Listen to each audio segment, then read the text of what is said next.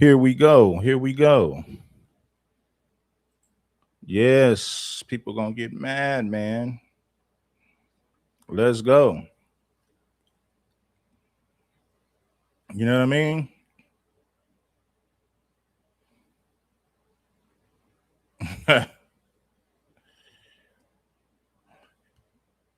Here we go. Oh man, let's dig right into it, man. We ain't gonna waste no time. We ain't gonna play no games. Where you at? Where you at?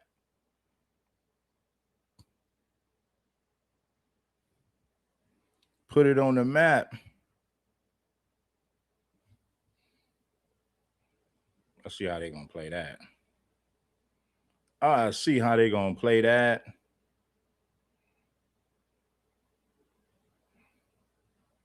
So we gonna save it. Yes, man. Well, you know what it is, Scoot. You know, you know what it is with me. Shout out to everybody, man. If you came to hear the truth, then you're right up in the place. You're in the right place. I don't pander to nobody. So guess what?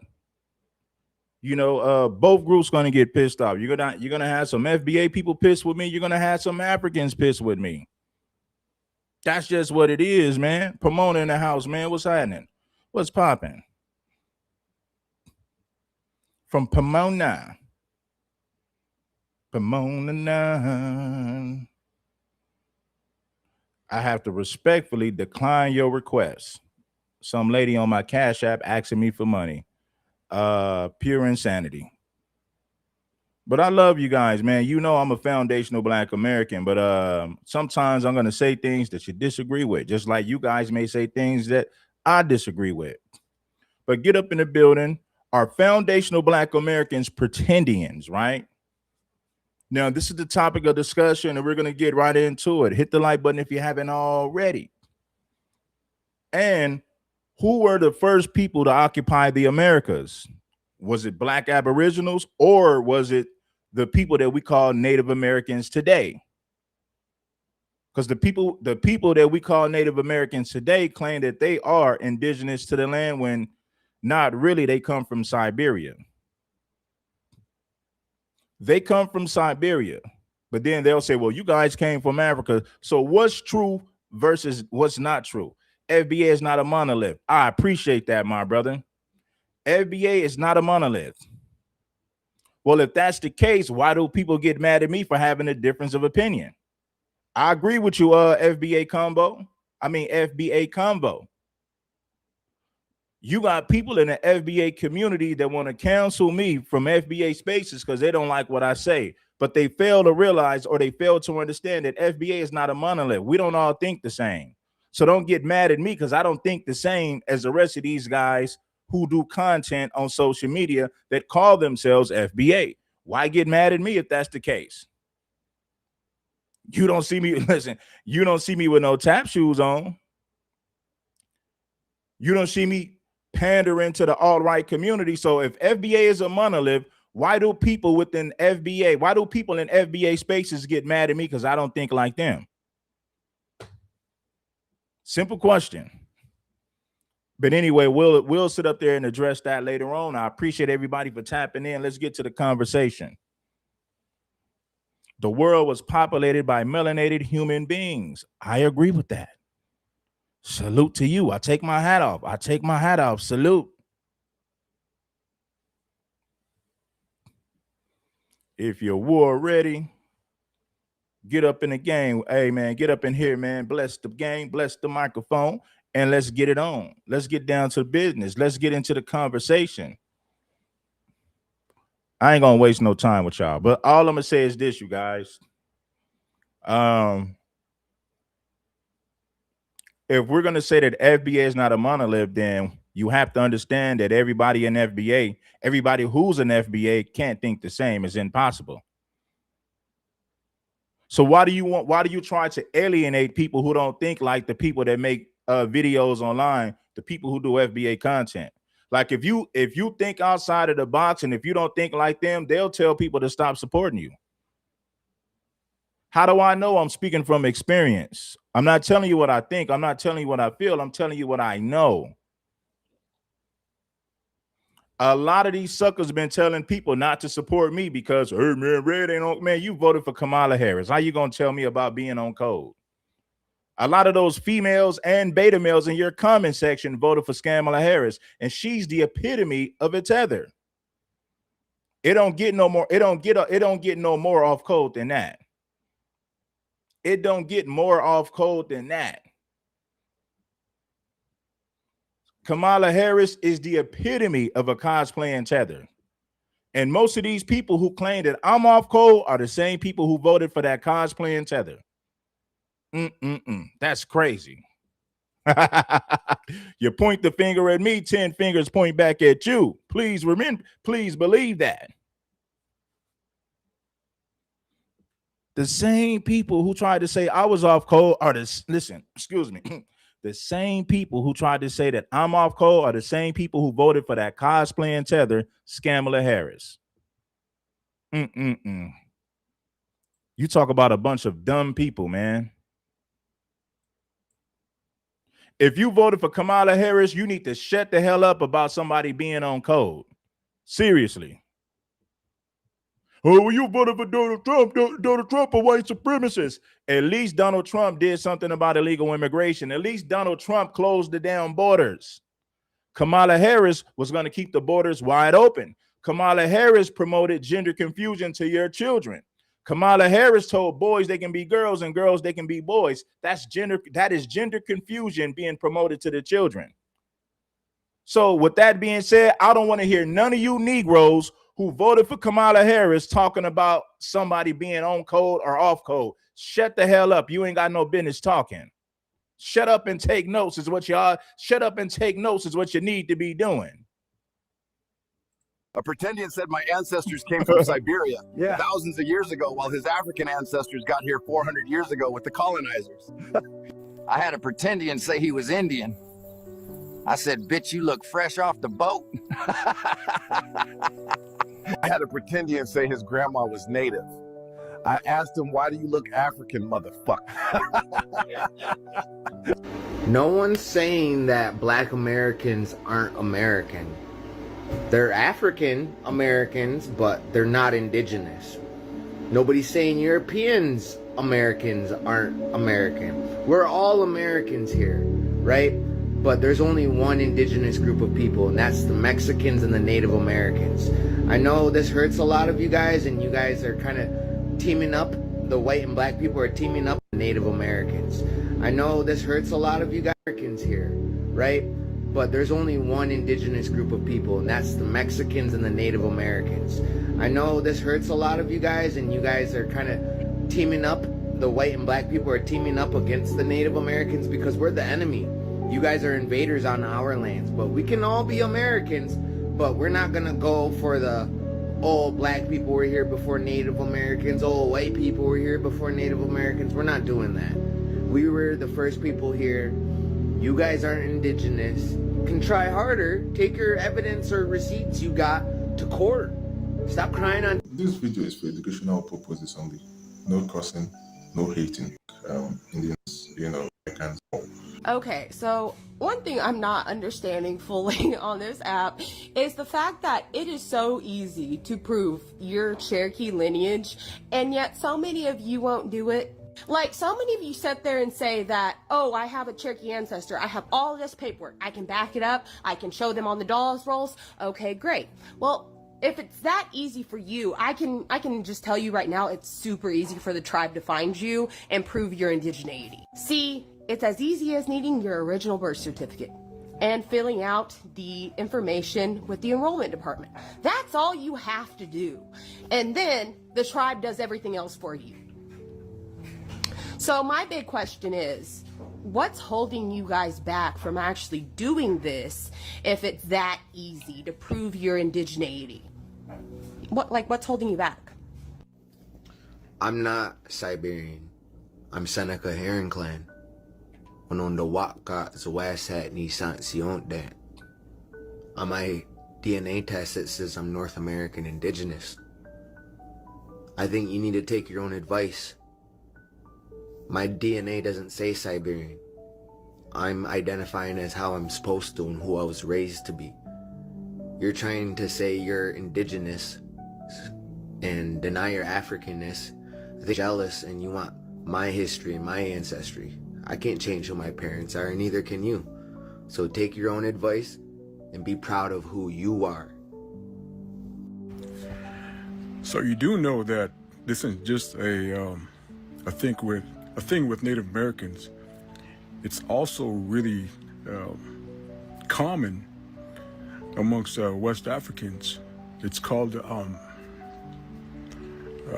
tamuli, and that's when they bury people in mounds, in burial mounds.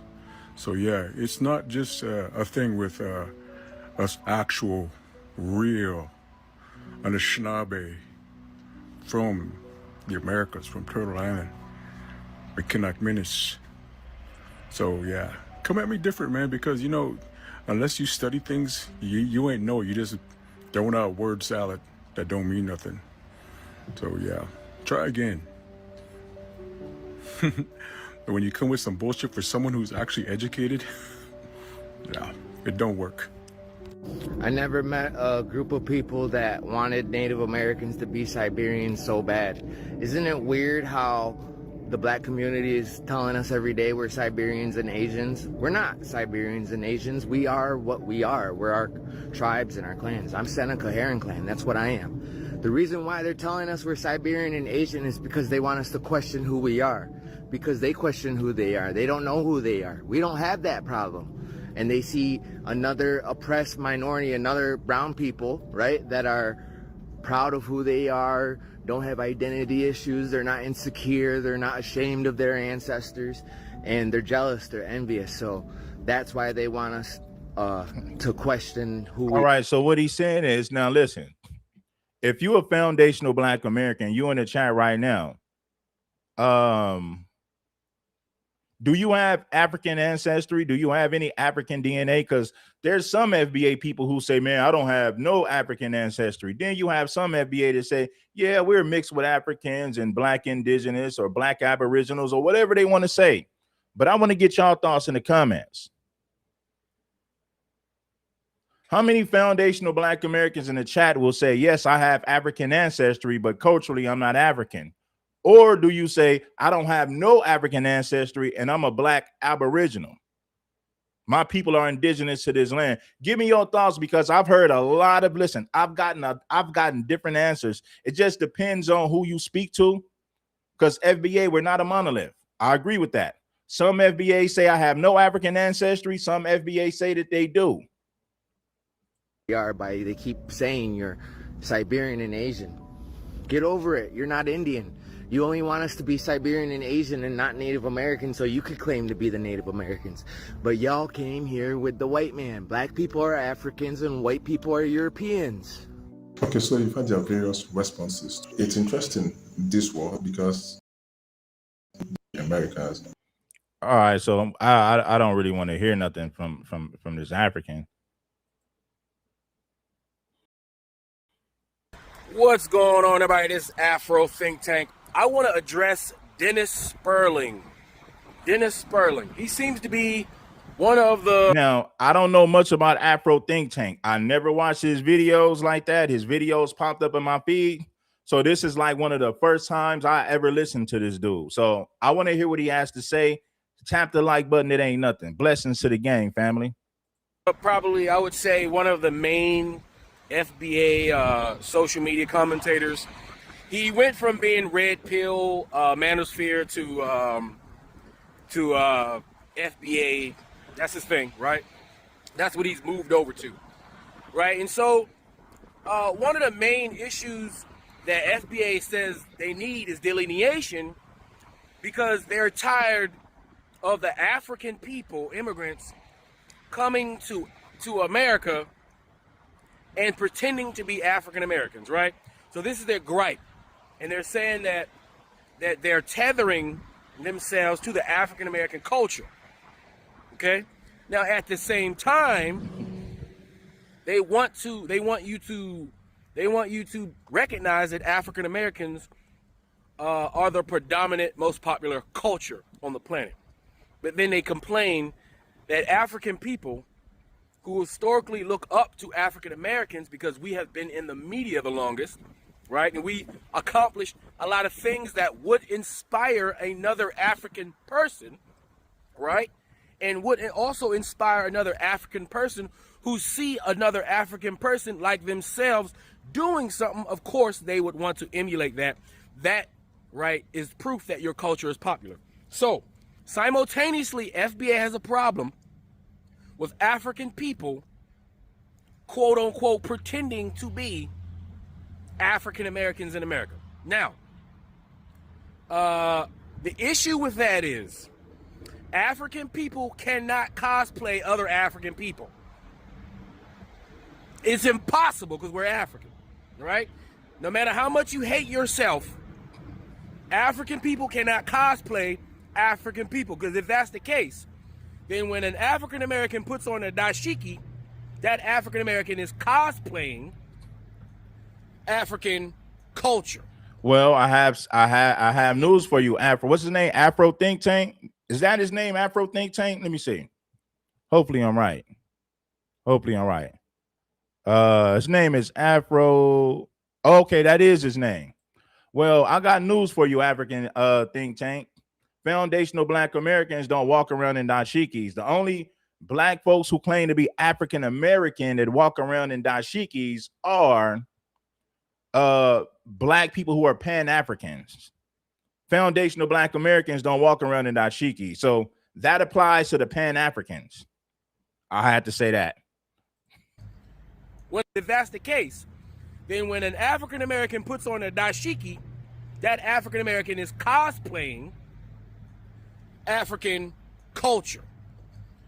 When an African American puts on a kufu on his head, he's cosplaying African culture. When an African American cooks black-eyed peas, he is cosplaying African culture. So now you want to say black-eyed peas come from Africa? So as a Black American, if I cook some black-eyed peas, I'm cosplaying an African? Man, this is insane right here. You better not get caught cooking those black-eyed peas. You better stop cosplaying them Africans. Man, this is crazy. When a Black American jumps a broom after he gets married, he is cosplaying African culture. When a Black American dances and shakes their Black American ass, he is cosplaying African culture. If we were to use the same definition, but we're not. We're simply practicing African American culture, which is African culture over here. Now, Dennis Sperling is supposed to be a lawyer, so I'm supposed to assume that he's highly intelligent. So what that tells me is he knows he's wrong, but because he has personal gripes in his own personal life, he likes to project that onto society. He married a Dominican woman, so therefore he's making a non-FBA child. So that's ridiculous. The child is the seed of the father. So when you see Black women saying, I can be with a white man, if you get with a white man, your child is mixed, but technically your child is the seed of the father. So if I get with a Latino woman, my child is still FBA because I'm the father. I am the seed. So FBA men create more FBA babies. That's the reality. So it doesn't matter if Dennis Sperling's wife is Dominican. Dennis Sperling is a foundational Black American, which makes his child, his offspring, a foundational Black American and your own.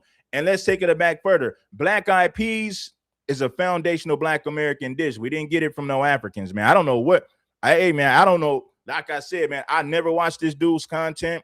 This is like, the first time I watched one of his videos was like early this morning. And I said, damn, man, I got to react to this. But no, I reject your deposit. We did not get black-eyed peas from Africans. Over here, that Black American ass, he is cosplaying African culture. If we were to use the same definition, but we're not. We're simply practicing African American culture, which is African culture over here. Now, Dennis Sperling is supposed to be a lawyer, So I'm supposed to assume that he's highly intelligent. So what that tells me is he knows he's wrong, but because he has personal gripes in his own personal life, he likes to project that onto society. He married a Dominican woman, so therefore he's making a non-FBA child. So is his child non-FBA? His child would be non-FBA, but he has a problem with non-FBA, right?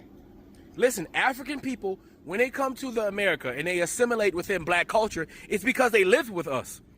That's like they got that Love Jones. How many FBA people still support Love Jones?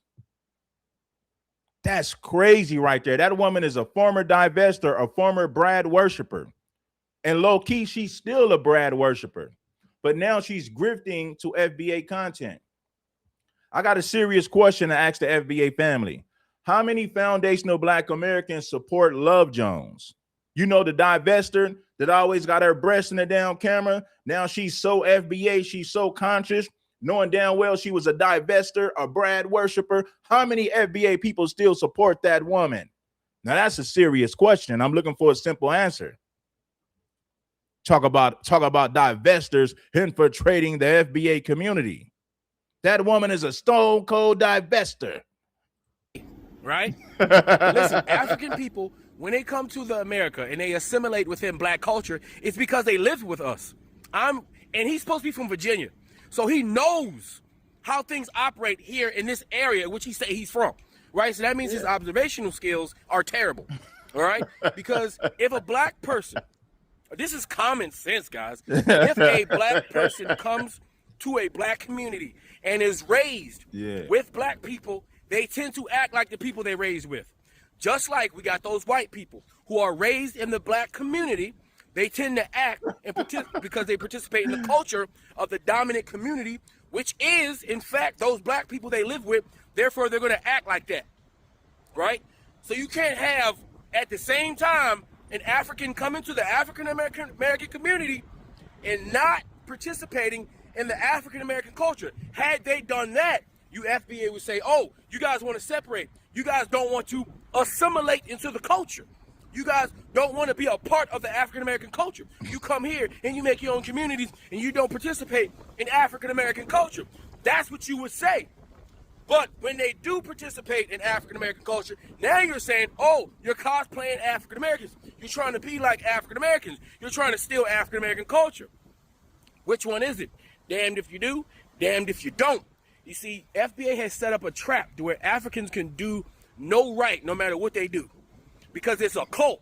And Dennis Sperling is one of the people who are perpetuating the cult, using his vocabulary to trick uneducated and unaware people to believe that what he's saying is right and righteous.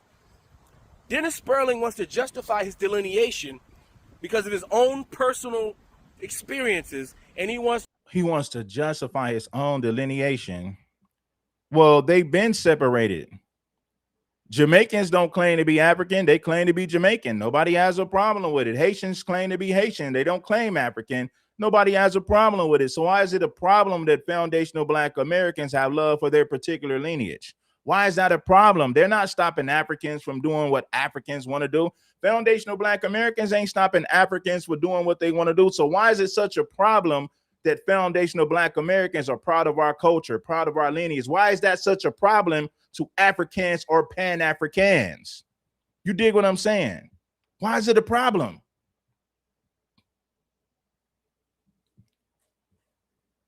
Now, my thing is this. When I hear FBA people say, man, I ain't got no African in my blood, I'm like, I don't know if that's true, man, because when the blacks got reclassified, when the Aboriginal blacks, the indigenous blacks, when they got reclassified, they put blacks, they put the Aboriginals and the black slaves that they brought over here on the same plantation, and they mixed together and had children.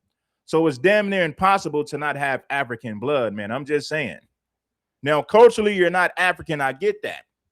But if white people threw the black Aboriginals and the black African slaves on the same plantation, that means they mixed together and had babies. So it's damn near impossible to not have African ancestry. I'm just saying, maybe it's just me. Let me know if you agree or disagree.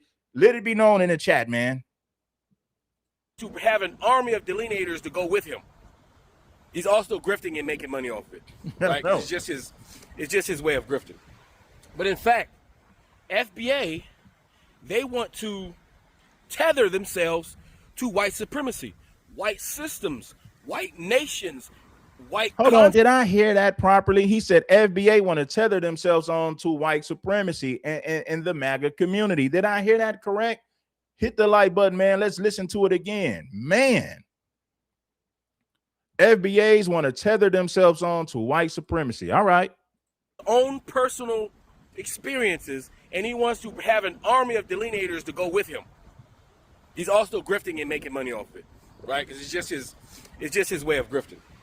But in fact, FBA, they want to tether themselves to white supremacy, white systems, white nations, white concepts of social cohesion.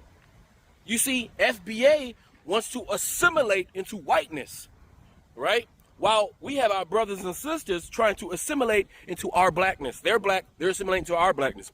You see, people like Dennis Sperling, they're trying to perpetuate this thing called flat blackness, right? They're trying to make being black and being unified and being similar to other black people, they're trying to make that a derogatory thing. They're trying to come up with this. If you hear any black person say flat blackness, right, just know that is their reasoning. I hear a couple other social media people repeating that flat blackness.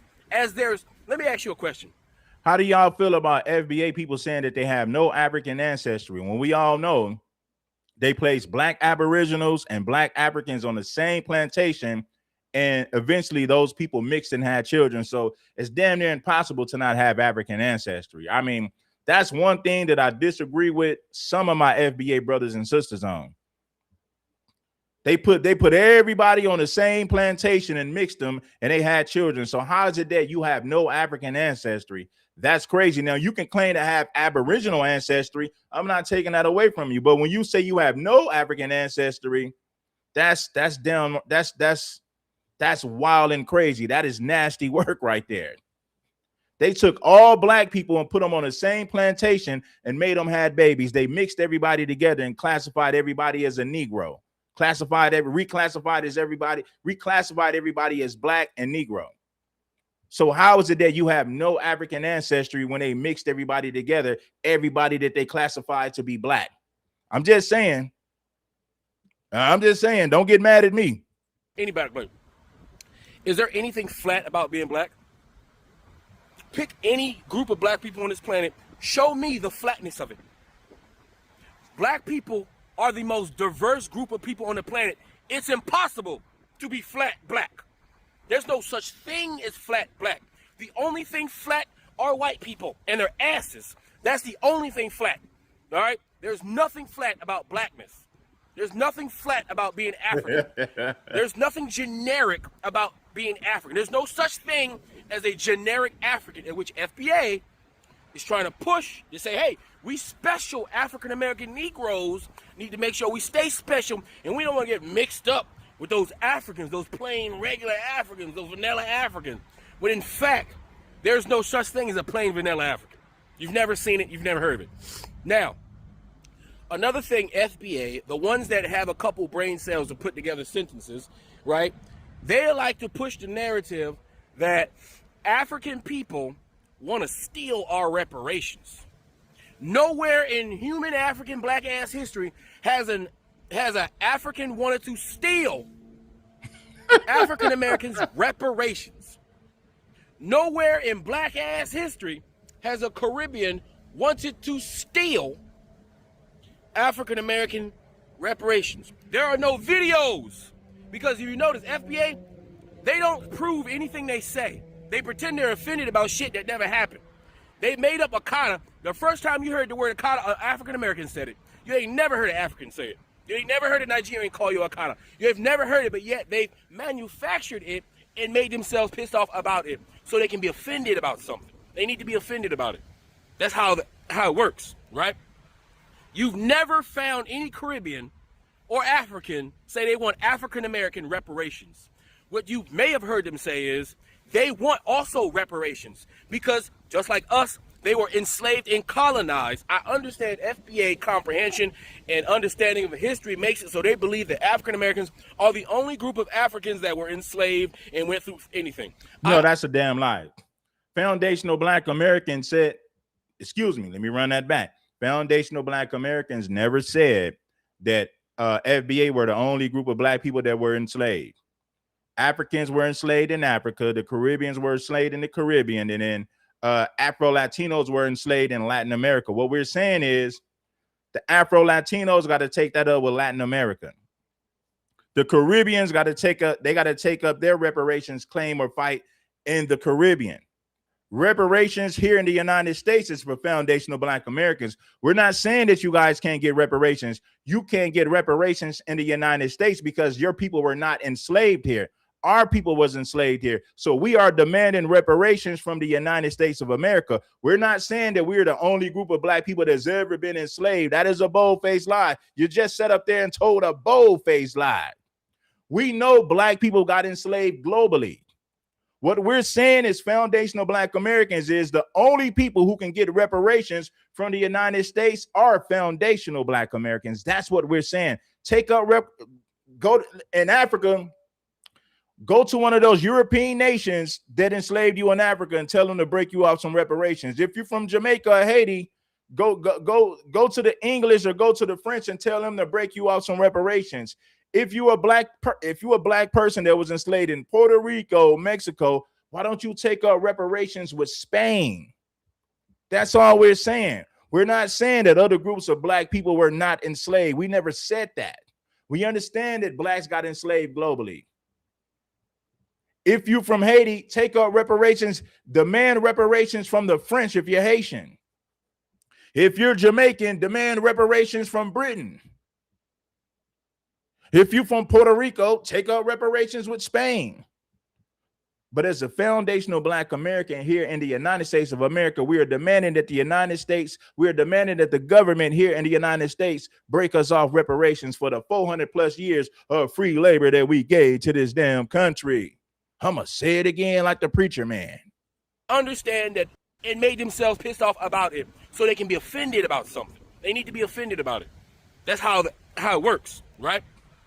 You've never found any Caribbean or African say they want African-American reparations. What you may have heard them say is they want also reparations because just like us, they were enslaved and colonized. I understand FBA comprehension and understand. They were enslaved and colonized, but it didn't happen in this country. So they cannot demand reparations here in the United States of America. That's all we're saying. Demand reparations from France, demand reparations from Britain, demand reparations from any one of these European nations that has enslaved you. But right here in the United States of America, reparations is for foundational Black Americans only. That's what we're saying. We never said that other Blacks were never enslaved. We've never said that. Of history makes it so they believe that African Americans are the only group of Africans that were enslaved and went through anything. I understand that the FBA don't understand that it was the British and European countries and corporations that enslaved us, not the entity that we've created called America. That America is the amalgamation of those entities, those corporations that decided to say they didn't want to pay taxes to the crown for slavery, so they decided to incorporate it and do it themselves here and create a constitution to fight against their own people in order to keep us as slaves and keep all the profit. That is the truth, right? Right. But see, now that I'll say this, since the whites in America separated themselves from Britain and became independent, well, we can get our reparations from the government here in the United States as foundational Black Americans. Now, they separated themselves from Britain. Okay, that's cool. You don't want to be looked as the same as whites in Britain. Okay, well, the United States of America, the government needs to break off reparations to foundational Black Americans. No one else. If Haitians, Jamaicans, and Africans want reparations, they take that. They go to Africa and take up that fight. They go to Haiti, they go to Jamaica and fight for reparations over there. Their struggle and their pains has nothing to do with anything that went on over here. Take that nonsense over there and demand that Spain give you guys reparations. The man, Great Britain, give you guys reparations. Reparations in the United States, reparations in the United States is for foundational Black Americans and foundational Black Americans only. Let's set the record straight, homie. So since they don't understand history, they think that they're the only ones who was enslaved. Not understanding that Caribbeans, that most FBA are from the Caribbean, because all of us came from the Caribbean. Because there was an American slave trade that happened after the Atlantic slave trade, where we were transported from plantation to plantations, which were corporately owned by rich-ass Europeans who would come here, tend to their slaves, take all the profit to Europe, right, and make a ton of money, right? So when they hear a Caribbean say they want reparations, when they hear Africans say they want reparations, because they can't comprehend history, they don't know anything, they think that Africans want their reparations, right? They don't even want to acknowledge that colonization and slavery are the same thing. It's just this one had to take a cab ride to a different location. They don't understand it. We are fighting ignorance. And people like Dennis Sperling, who is supposed to be educated, by the way, all right? He is making money off the ignorance of others. And he is spewing mis and disinformation. And that's the problem with FBA and people like Dennis Sperling, who know they can grift off uneducated African Americans who don't know their history, don't know the complexity of the transatlantic slave trade. Now he's saying all of us come from the Caribbean. Well, Black Caribbeans come from Africa. The slaves in the Caribbean came from Africa. I mean, what are you saying? Here in the United States of America, we have a lineage that's very unique. Our lineage is unique. And we're going to ride with that. Let Caribbeans be Caribbeans. Let Africans be Africans. I'm not saying that foundational Black Americans don't have African ancestry. What I'm saying is our lineage is unique. Our culture is unique. So I'm not going to sit up there and play no games with that, homie. Bless the like button. It ain't nothing. It's your player partner, King Supreme, delivering straight-laced game. This is knowledge. This is history, all at the same time. Game delivered in rhymes. American slave trade, human migration, don't know the story of their own people. You, the Caribbean, and the South American, you all come from the same place. Your root is the same root. You are the same people. Your family, your race supersedes any nationality or ethnicity placed upon you by your enslavers. Your root, your race is more important, should be more significant than you, than the language of your enslavers, English and Spanish and French. So yeah, Dennis Sperling and those FBA are xenophobic, hateful, ethno-nationalists who tether to white supremacy, tether towards the institutions of white supremacy, right? Because they are more comfortable there. And me as a Pan-African, I'm more tethered to my people, my African people, the future of the planet. So you can go with them or you can go with us. You have a choice. Anyway, you guys tell me what you think in the comments. You can get with this or you can get with that. You can get with this or you can get with that. You can get with this or you can get with that. Delivering the hardcore hidden facts. Let me tell you something, fool. Sections Afro Think Tank, learn some. Tito, I'm out. Who taught you to hate the texture of your hair?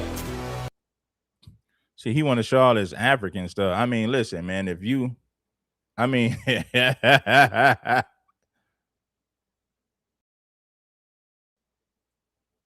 immigrant narratives within communities. Let's go to the beginning. Remember when I brought up the Tantum Corporation? It's really the Tantum Group. I shouldn't have said corporation. The Tantum Group. That's how they label themselves. This will give you a breakdown of how it's all connected. ADOS FBA. This is serious stuff right here. This is legitimately, this is their lineage. This is the lineage of the xenophobic hate group that's called FBA, that is designed to deunify and to what's going on, everybody? This is Afro Think Tank. This video is going to give you a detailed origin story for FBA. Remember when I brought up the Tantum Corporation? It's really the Tantum Group. I shouldn't have said corporation. The Tantum Group. That's how they label themselves. This will give you a breakdown of how it's all connected. ADOS FBA. This is serious stuff right here. This is legitimately, this is their lineage. This is the lineage of the xenophobic hate group that's called FBA, that is designed to deunify and to separate Africans from each other during the time at which we are connecting and unifying. So if you really want to know and want to be armed with the information, watch this video. Anyway, that's all I got to say. It's Afro Think Tank. Learn something, teach something. I'm out. Have you heard of ADOS, American Descendants of Slavery? How about FBA, Foundational Black Americans? I first encountered the term FBA in the comment section of one of my YouTube videos on the Harlem Renaissance. One comment read, "The FBA families didn't migrate anywhere in the United States. They simply moved from one part of their country to another, and the term African American is null and void." I noticed the term used by more and more Black Americans over the last few years. So what's the deal behind these terms, and what are they really about? To understand ADOS and FBA, one has to be familiar with their complex interrelationship with the Tantan group. While ADOS and FBA primarily advocate for lineage-based reparations and identity for descendants of enslaved Africans in the United States, the Tantan group is a network of organizations dedicated to severely restricting immigration, driven by a white nationalist agenda. A direct I need you guys to get the lights up and quit playing with my content. I know we got a lot of people hating on my platform, and I get it. The writing is on the wall. But to all you people that's really rocking with the platform, bless the like button. I can see right through the nonsense. Please believe it. Get them up now. Do you agree with, listen, if you guys want to hit the link right now and you want to address Afro Think Tank, you want to talk about foundational Black Americans being indigenous to this land, we're the Black Aboriginals, whatever you want to talk about, you're welcome to hit the link. Hit the link and pull up to speak. Stop being shy and hit the damn link. Speak on things from your perspective. Spit your game, talk your ish. Spit your game, talk your ish. The link is in the chat right now. Organizational link exists through Yvette Carnell, a co-founder of ADOS, who served on the board of Progressives for Immigration Reform, a group explicitly aided by John Tanton. Shout out to Malik. Shout out to Malik for blessing us with a 40. Shout out to my girl Cindy for blessing us with a 20. Let's get some more people to support this damn show. You already know. Beyond this direct connection, significant ideological parallels exist in their shared anti-immigrant rhetoric and the principle of lineage-based exclusivity, which, despite differing stated motivations, contribute to similar outcomes of restricting immigration and fostering internal divisions. There are strategic implications where the rhetoric and actions of ADOS and FBA, whether intentional or not, align with and potentially advance the broader political objectives of the Tantan group, particularly concerning voter disengagement and reduced opposition to anti-immigrant policies within the Black community. This convergence underscores how seemingly different political movements can contribute to a larger political ecosystem where extremist ideologies may gain traction by leveraging complex social dynamics. The American Descendants of Slavery, ADOS, is a political movement and term referring to descendants of enslaved Africans in the United States, primarily advocating for reparations for systemic injustices of slavery. The movement and term originated from the hashtag ADOS, co-created by Yvette Carnell and Antonio Moore. Foundational Black... All right, I got somebody up. David, man, you ready to hit the link, my brother? I'm going to bring you up right now because I love to hear things from other people's perspective. So you got the flow, my brother. What's going on, man? Yo, peeps, what up? I'm out here in the IE. I'm out here in Ontario. I Okay. followed you for a couple of years, man, and you doing the thing, you doing the right thing. But on this subject, I'm really proud of you that you are very diverse. And I want to touch on this subject because I'm originally from the city of San Bernardino. I'm probably the only brother from San Bernardino that went to Dorsey High and played on the football field Okay, for for sure. like a couple of months. But I just want to say, I was a world's debate champion, and I did world's debate all over United States. I went to Canada, even in Mexico. I won all my positions, and I won a scholarship at 30 years old to study in the Southern Hemisphere. I chose Ghana. They got defunded, so I ended up in South Africa. I Okay. was, and I studied uh, international humanitarian law at the Nelson Mandela Metropolitan University. So I went to African universities. Before that, I was friends with and even enemies with a lot of Africans. I lived in Jamaica before that, and I lived around the Caribbean. But I'm a Black American. I'm an FBA, and I'm gonna tell you this, man.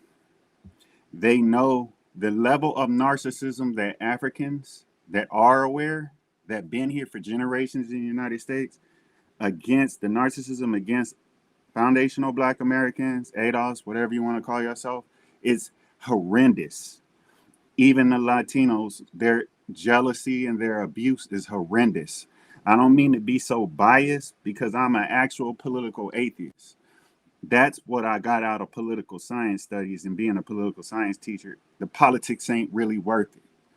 I have a book I'm releasing called about political atheism, but I just want to say, man, it's disgusting that so many Black Americans don't and have not been involved in the Pan-African movement like I have, and they're taking the side against their own self, their own ancestry. If you lived in Africa for years like I did, I went to the World Cup in Africa, but I grew up Mhm. playing American football. I played football in the college. So, like, I'm going to tell you something, man. It is hideous the way the super majority of Africans view Black Americans, how they came here since the civil rights, since the 60s and 70s, only because of what Black Americans did to change this Mhm. entire government. And then they never did anything to give to us. And I want to say this before, I'm not trying to monopolize, but I just want to say this. Any Africans that go anywhere in Africa, even Black Americans, anything you try to do when it comes to money, you will get extortionized. I'm not talking about gang extortion. I'm not talking about how we get extortion in prison. I'm talking about the normal, everyday Africans will do shit to you to get a piece of your pie. So we're the only Black, and in the Caribbean, I lived in the Caribbean before Africa. I forgot to mention that. I even went to school there. Let me tell you something, man.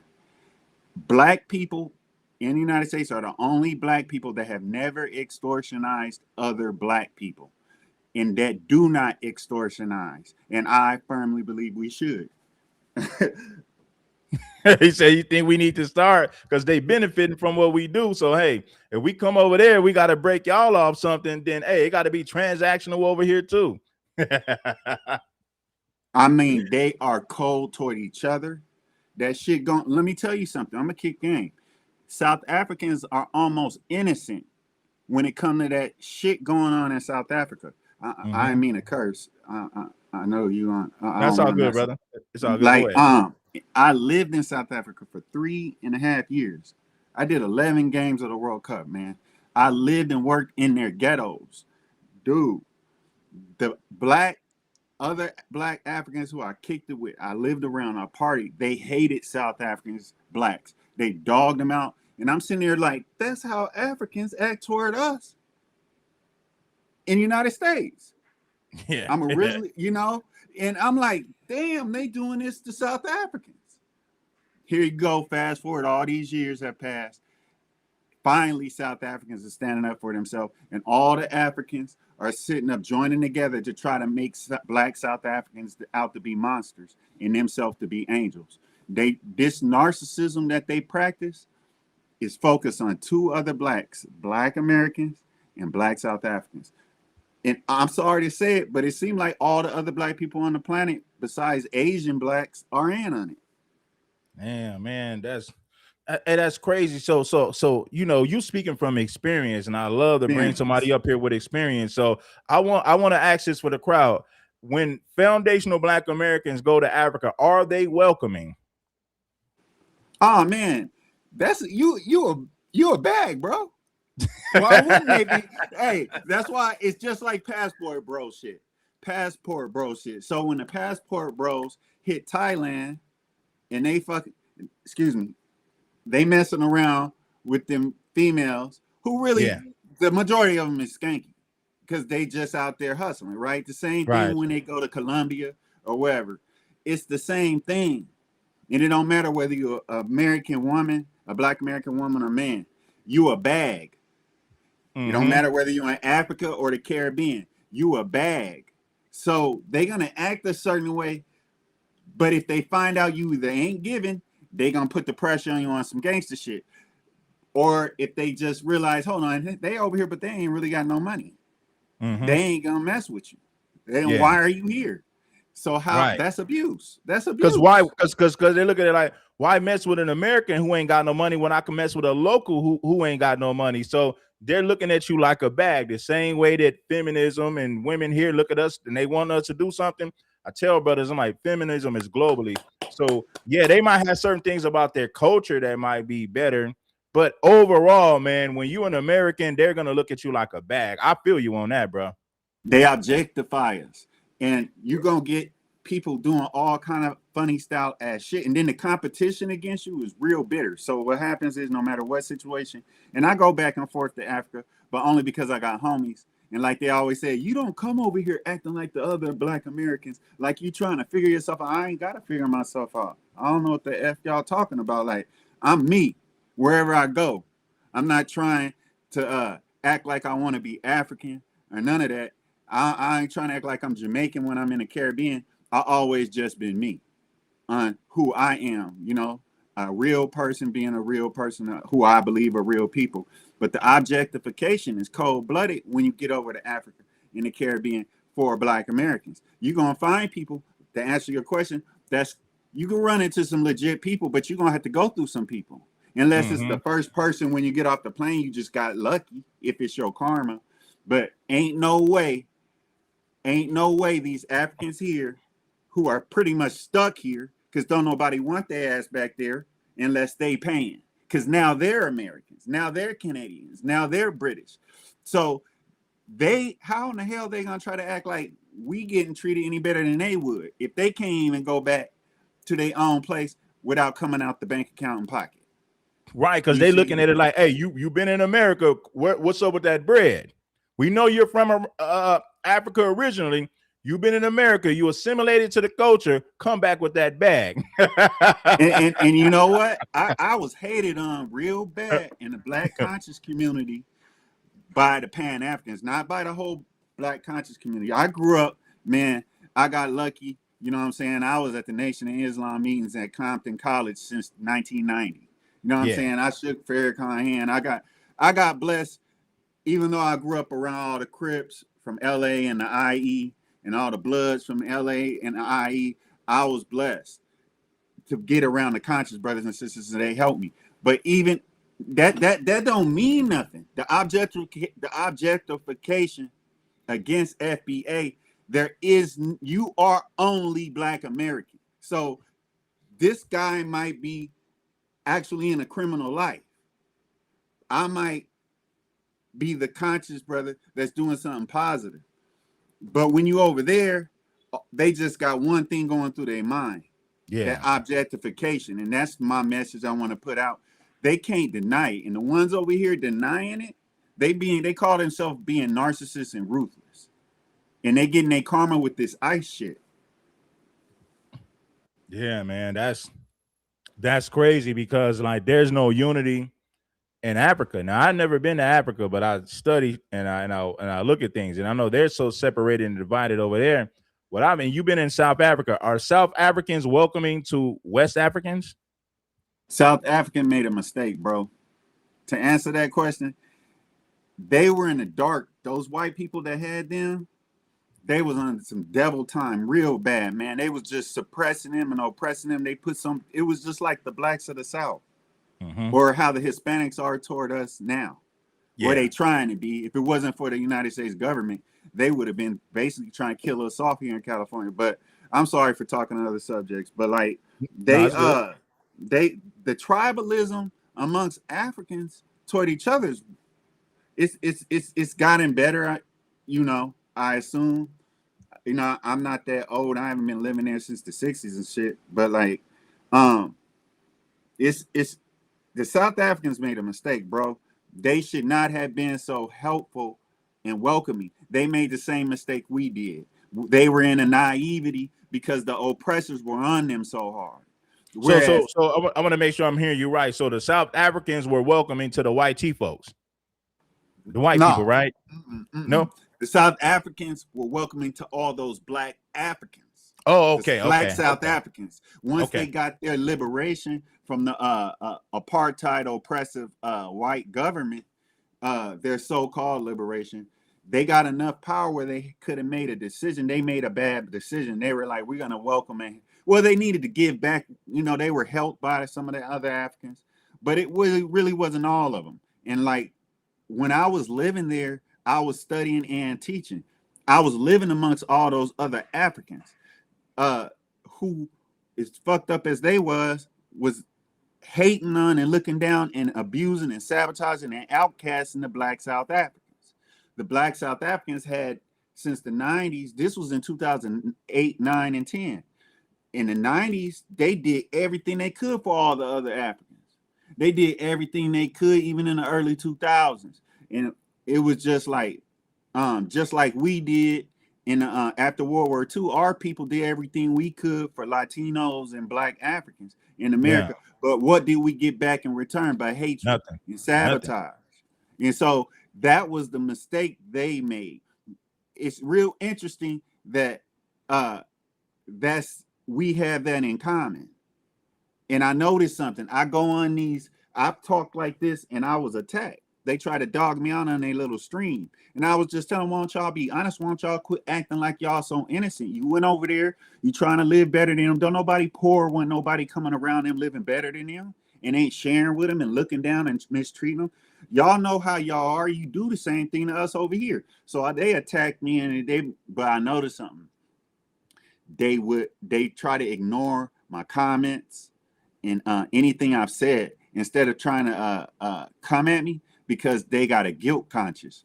The West Africans, the North Africans, and the East Africans, they know they were doing wrong by South Africans. And the reason why I'm even still saying anything about that is because it's the same thing going on here. But what's sad is to see so many Black American men that are dick riding on these Africans who never and got no bit of Pan-Africanism in them. They don't even mess with other Africans unless it's something in their pocket. And they gonna sit up and try to fake like they Pan-Africans because they seen the moves some of us was making. Yeah, but you know, they'll leave us out for dry over here just as much as they sold us, some of us over here. But these are our lands originally. Yeah, that's crazy that you say that, because now you got blacks here in the United States talking about Pan-Africanism. How could you fight for Pan-Africanism when they're not unified in Africa? So how you gonna fight for, you know, like, does it make sense? But they come over here, oh, you Black Americans need to do this, you guys need to do that. But hold on, you're not unified in Africa. You're not leading by example. If Africans wanted foundational Black Americans to get on one accord with them, they should show love and create opportunities for us to buy land and work together. But instead, they want to extort us because you American, let's get the bag out of you. You're thinking just like a prostitute. The relationship is transactional. It ain't based on love. Word up, bro.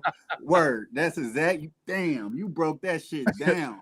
You broke that shit down. They like Africans consider themselves, and because of the history and how it's taught, we could have had made the same mistake they making. We could have made the same mistake they making. They feel they're the authority of blackness. And it's kind of because the history was lied. The white man tried to say everybody black came from Africa. Clearly, black people were inhabiting every lands of this planet before anybody else. Dark-skinned black people, even darker than you and me. Yeah. And that lie got in the African's head. So when you deal with an African from Africa, especially, even if they come over here, they just feel like they the bottom line, man. And that's why they be bashing with the Caribbeans. The Caribbean blacks be having problems with them because they go back subconsciously. They always gonna have that pride, and they be taking it out on us. And it's that narcissism from black Latinos and the black Asians. They don't even really come over here that much. They don't. Let's leave them out of it. But in the black Indians, they ain't really no issue. But it's these black Latinos, and Africans. They just got this narcissism, and it's been an agenda. They lying. The ones that's only 25 years old, 30 years old, don't want to act like they don't want to admit their parents came over here and was shitting on black Americans, getting them fired from nursing jobs. They themselves probably had a fake nursing certificate. They probably had a fake driving truck certificate. They try to act like they superior to everybody because we got problems. They got problems. Go to their country, they as fucked up as can be. You know, and I think that's the real issue, bro. They got pathologies, they got all this. They go into narcissism, and it's always practicing no on black Americans, FBA, always sabotaging, rejecting, ganging up, telling the bankers not to give loans to black Americans. They took over the SBA, the Small Business Association, for the last 20 years. The immigrants did, and they only giving it to each other. We in a prison here, man. We on the outside, not even in the prison system. We literally living in a political powerhouse, and we're like getting squished and forced into the bottom, bro. And these Africans have sided, and a lot of Caribbeans have sided with other races. It is what it is. Man, brother. But listen here, man.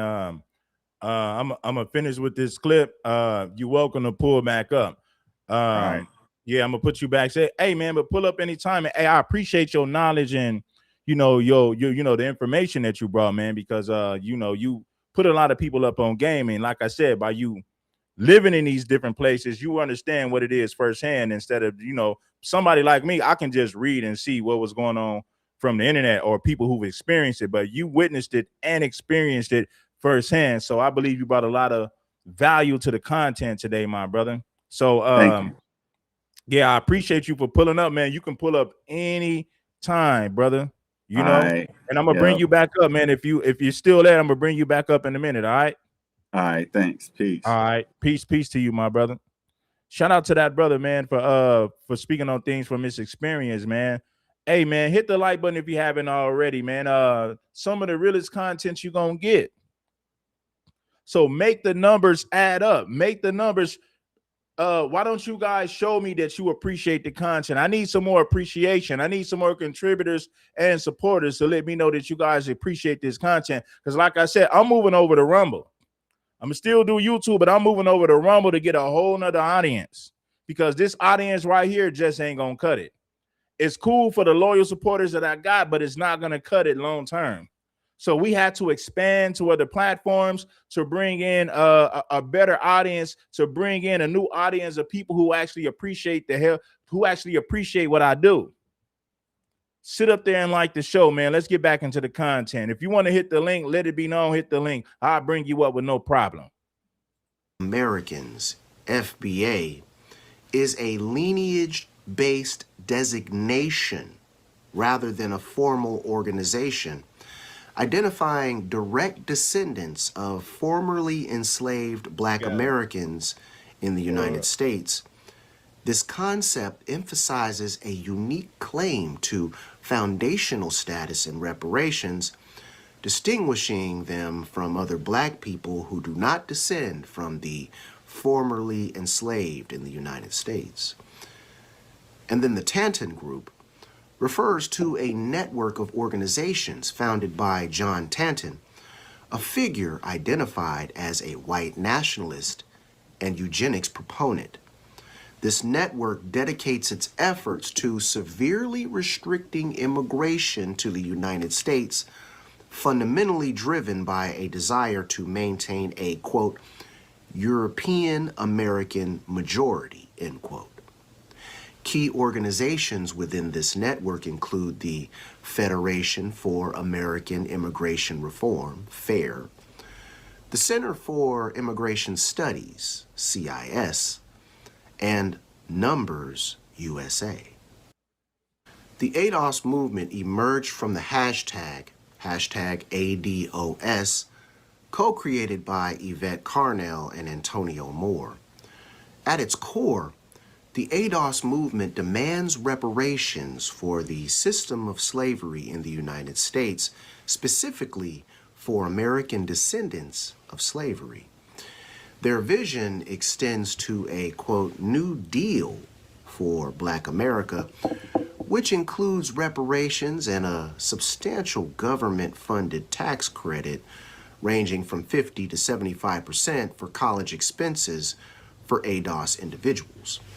A fundamental aspect of the ADOS identity is the call for a unique ethnic designation on census forms and college applications.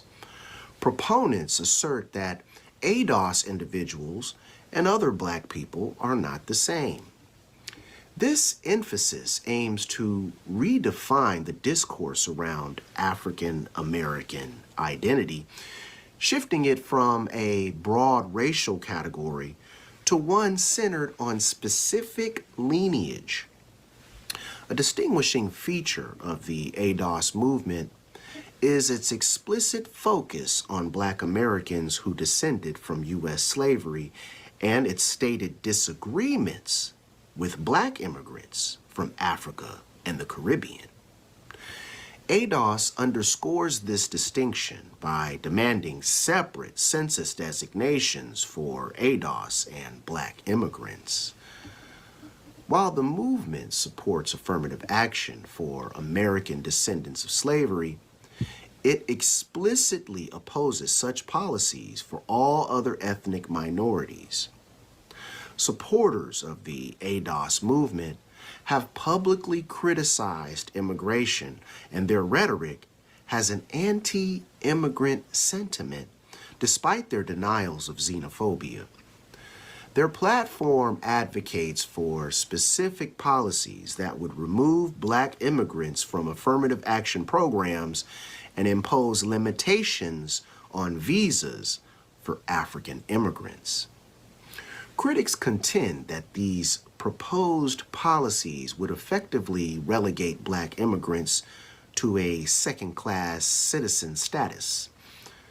The ADOS movement stance on immigration, which seeks to differentiate and disadvantage Black immigrants, creates an internal division within the broader Black I have to say this. Why do Africans expect to leech off of us over here, but when we go over there, everything is transactional? That's not a genuine relationship. That's not a real relationship right there. Why should we be so welcoming for you so that you can benefit off of everything we fought for over here, but when we go over there, everything is transactional? No, these Africans got to get held accountable. If they ain't showing us love, we ain't got no damn business showing them love. Plain and simple. Community. This viewpoint aligns the movement with a nativist perspective, even if its stated motivation is to secure resources for a specific lineage. See, they're so used to foundational Black Americans being nice and so welcoming. Now that we're holding people accountable, they say that we're being divisive. No, we're just holding people accountable. If I go to Africa and everything is transactional, we're going to make it transactional when you come over here. We're going to treat people the same way that they treat us. I'm going to say it again like the preacher man. We're going to treat people the same way that they treat us. I don't give a damn if you're white or black. If you show us love, we'll show you love. Plain and simple. This othering of immigrants, including those of African descent, echoes the broader anti-immigrant sentiment found in other movements. The practical effect of their immigration stance, limiting immigration and disadvantaging immigrant groups, converges with the objectives of groups with explicit anti-immigrant agendas. This convergence of objectives with other anti-immigrant groups suggests a potential for ADOS's specific demands to be co-opted or amplified by forces with broader anti-immigrant goals, as their rhetoric contributes to a climate of skepticism towards immigration. While ADOS leaders Yvette Carnell and Antonio Moore identify as anti-Trump and lifelong Democrats, the group has frequently attacked the Democratic Party, urging black voters to seek alternative political avenues. Notably, pro-Trump and right-wing figures such as Ann Coulter and Ali Alexander have utilized the ADOS hashtag. In addition, Yvette Carnell once appeared in a MAGA hat, which she later dismissed as a joke. Critics, including civil... Listen, it wasn't no joke. The same way that Love Jones chick, unfortunately, a lot of our FBA women and black men who are simps, who happen to be foundational black Americans, still support Love Jones, when clearly the woman was a divester, sucking on the ding dong of Brad while talking bad about FBA men. And unfortunately, you got more FBA people who support her than they support me. The people that support me are the people that was already supporting me way before I do FBA, way before I started doing FBA content. So I'm even looking at a lot of our FBA people like, man, you guys are fake. You got FBA people supporting Love Jones, and clearly she was a divester. But you mad at King Supreme for telling the truth, but you got foundational black Americans supporting a damn divester, a white male worshiper by the name of Love Jones. What's really going on? What is the world coming to? You mean a grifter who's a damn divester, who's a white male worshiper, can grift to FBA spaces and get support and love from foundational black Americans? I mean, what's really going on, people? What is really going on with y'all, man? Are you guys that dumb? Are you high? Are you taking drugs? What type of dope are you taking over there, man? This woman was clearly a divester, a white male worshiper. Now she's grifting into FBA spaces. And you got foundational black Americans supporting that. That is wild. That is crazy. One thing that I know about the alt-right community, if they find out that a white woman was a mud shark and a black male worshiper, she will not be welcome into outright spaces with white men. They would shut her down instantly. Why? Because they have standards. There's too much simping for the women in our community. You guys take in reformed divestors and feminists. That's the criticism that I have for our people. There's no way that bed wench should be receiving no love from the FBA community. That broad was a white male worshiper, a straight up divester. While ADOS leaders Yvette Carnell and Antonio Moore identify as anti-Trump and lifelong Democrats, Scoop, it's obvious that there's people in this community, in the FBA community, they're clearly hating on me. Because there's no way you can watch this content and not bless the like button. So it shows you that a lot of people who claim to be FBA are clearly hating on me. The writing is on the wall at this point, my brother. The writing is clear. The writing is all over the wall. There's so many people in this conscious FBA community that's hating on me. It is ridiculous. And these are the same people who support a divester by the name of Love Jones, who was clearly a white male worshiper. And you got tons of FBA people over there supporting that nonsense that she's talking. So what does that say about our people?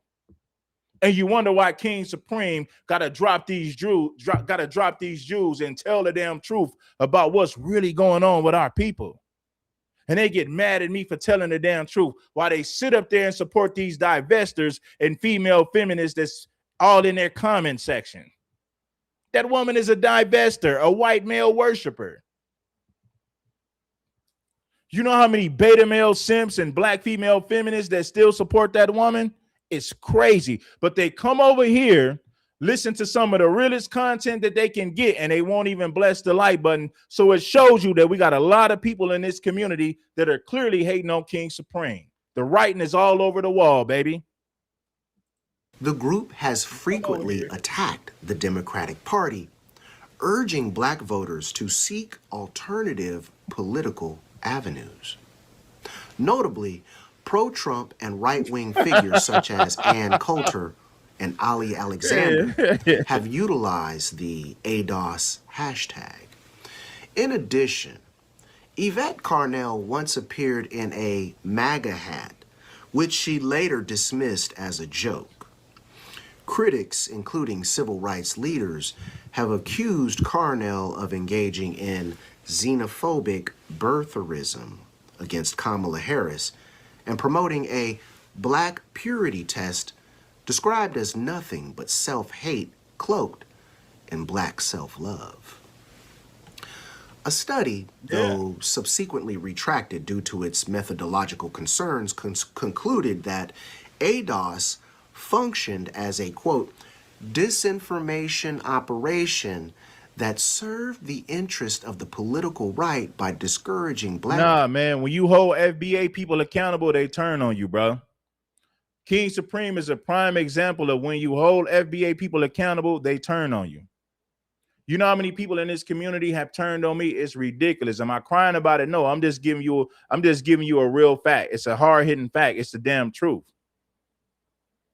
People in this community have turned on me for telling the truth that we got a bunch of feminists and simps within our congregation, within our FBA spaces. I'm going to say it again like the preacher man. We got a whole lot of female feminists and beta male simps in these FBA spaces. I promise you we do.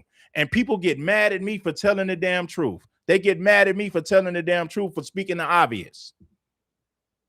There's tons of beta male simps, black men who won't hold females accountable for a damn thing. They let them get away with homicide. They won't say nothing. Then we got a bunch of female feminists and former divestors within our congregation in these FBA spaces. I promise you I know what I'm talking about. How do I know? Because I dealt with a lot of these FBA women personally behind the scenes, and I ain't gonna call no names. The only woman that I'm gonna call out is Love Jones. But Love Jones ain't the only black female in these FBA spaces who was once with a white man, who once laid up with a white man, who was once a worshiper of white males. Love Jones is not the only woman in these FBA spaces. Trust me, homie, I know several. I know several because I dealt with some of them on a personal level, and I figured out what was really going on behind the scenes. Trust me, I'm telling you what I know. I'm not telling you what I feel. We got too many beta male simps who are too afraid to correct female behavior. Then we got all these female feminists who want to double back to the black community after she been laid up with the white man, after she been laid up with Brad. There's a whole lot of that going on. And if you don't believe me, then you're just too damn slow. You want to sit up there and deny the damn facts. I'm telling you the damn truth. I'm telling you what I know. I'm not talking about how I feel. I'm telling you what I know. People from voting, end quote. Other commentators have characterized ADOS supporters as trolls and a mix of black pro-Trump racists. ADOS rhetoric is amplified on social media by bots, trolls, and fanatics. These tactics are similar to documented voter suppression campaigns, including the Russian disinformation efforts in 2016 that sought to weaken the black vote and infiltrate unified social justice movements. The persistent criticism that ADOS functions as a disinformation operation, potentially serving right-wing interests by discouraging black voter participation, represents a significant causal connection. A reduction in black voter turnout or a shift in their traditional voting patterns away from the Democratic Party would generally benefit conservative or right-wing political agendas. This connection implies the ADOS movement, regardless of its internal intentions, has a strategic utility for advancing broader political objectives, particularly those of the political right. The Tantan Group's agenda, which is deeply intertwined with right-wing. And I love FBA. I love the fact that we're preaching foundational Black American. We're preaching pride when it comes to our lineage. But the unfortunate reality is this: we got a lot of beta male simps with big microphones in our community who won't hold the females accountable, who are feminists and bed wench divestors. They won't say nothing about it, right? Because they're too afraid to offend. They're too afraid to offend the women. Why would you be afraid to offend the women if you're telling the damn truth and you're supposed to be a leader, a spokesman of the community? The problem, listen, overall, I love FBA, but I got to call out some of the character flaws within our own community. There's too many beta male simps in the FBA community with large microphones, and they refuse to hold the women accountable. That's why we have divestors like Love Jones, and she ain't the only one who has doubled back to the Black community to pretend like she loves Black men after being a white male worshiper, after sleeping around with multiple white men.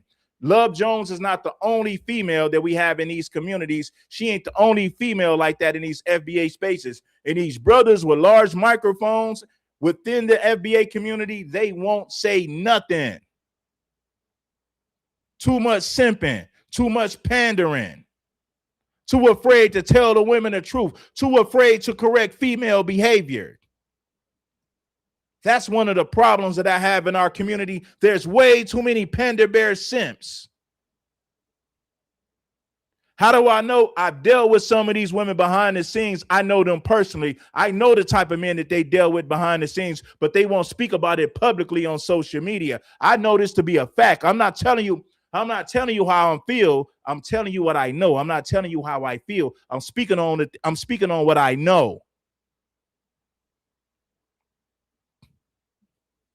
Politics and aims to restrict immigration would indirectly benefit from a less engaged or more fractured Black electorate, as this reduces organized opposition to their policies.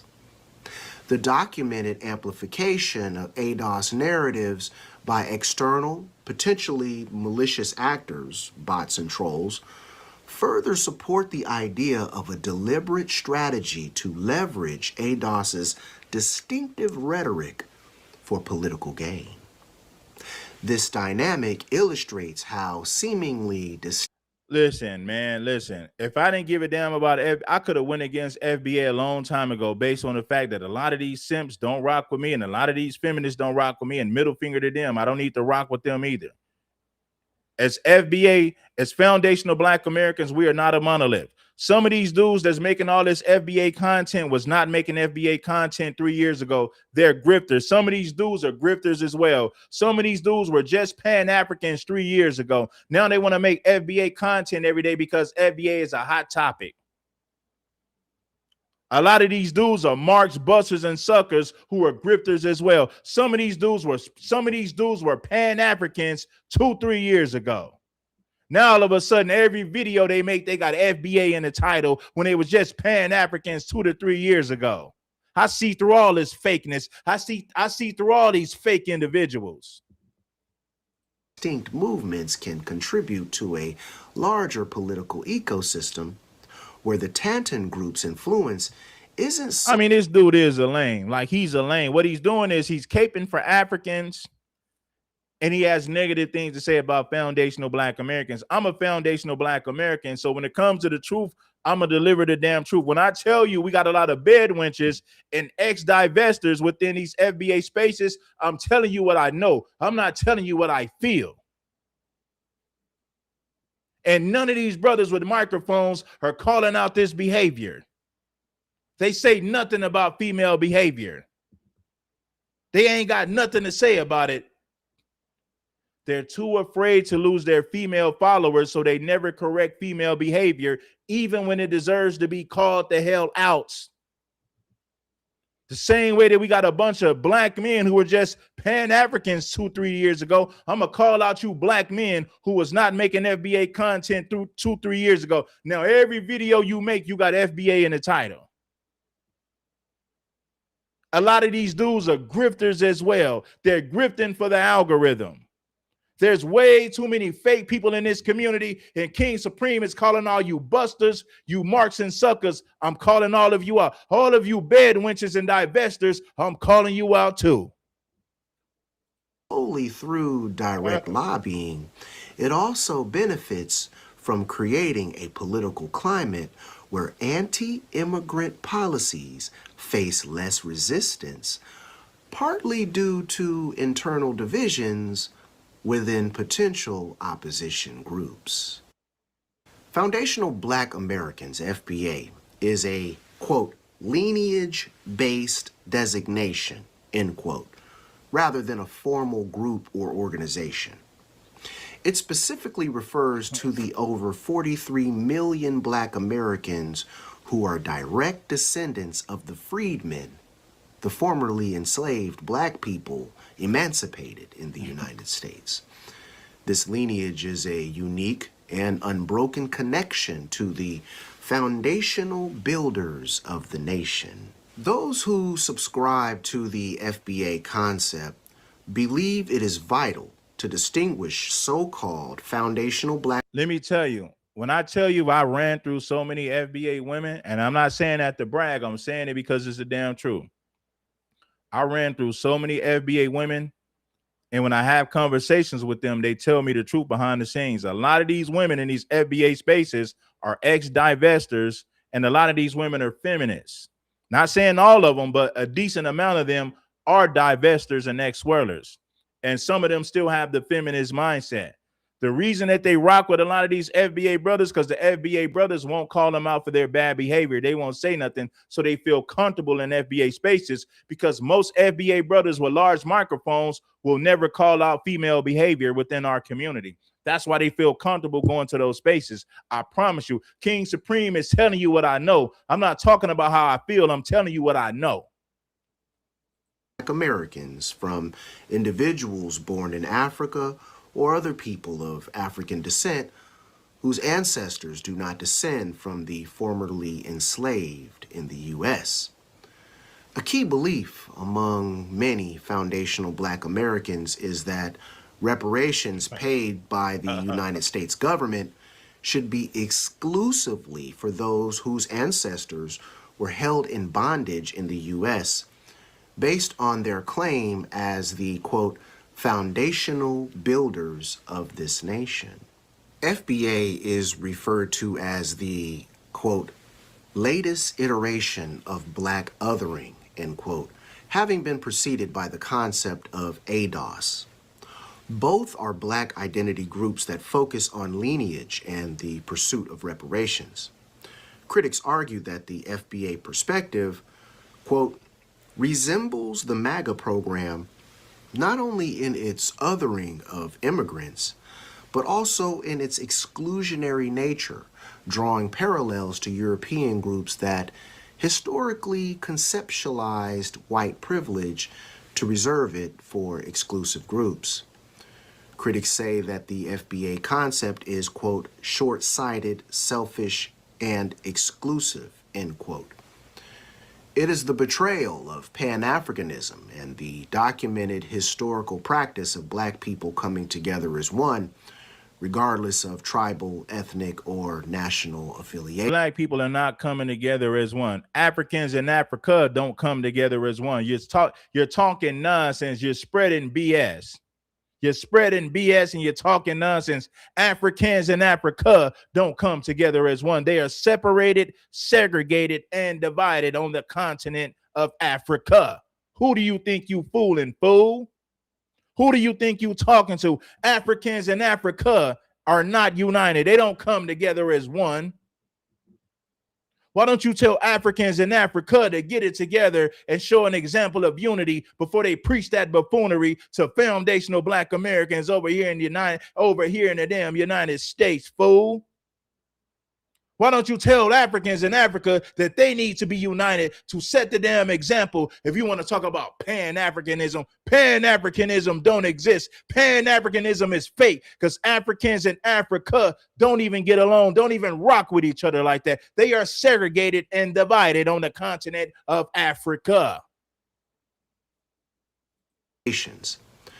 Research indicates that FBA rhetoric, quote, tends to suggest a lean towards conservative ideology, aligns with right-wing and particularly alt-right talking points, and potentially contributes to disengaging Black Americans from the voting process, drawing comparisons to Russian disinformation tactics aimed at weakening support for the Democratic Party.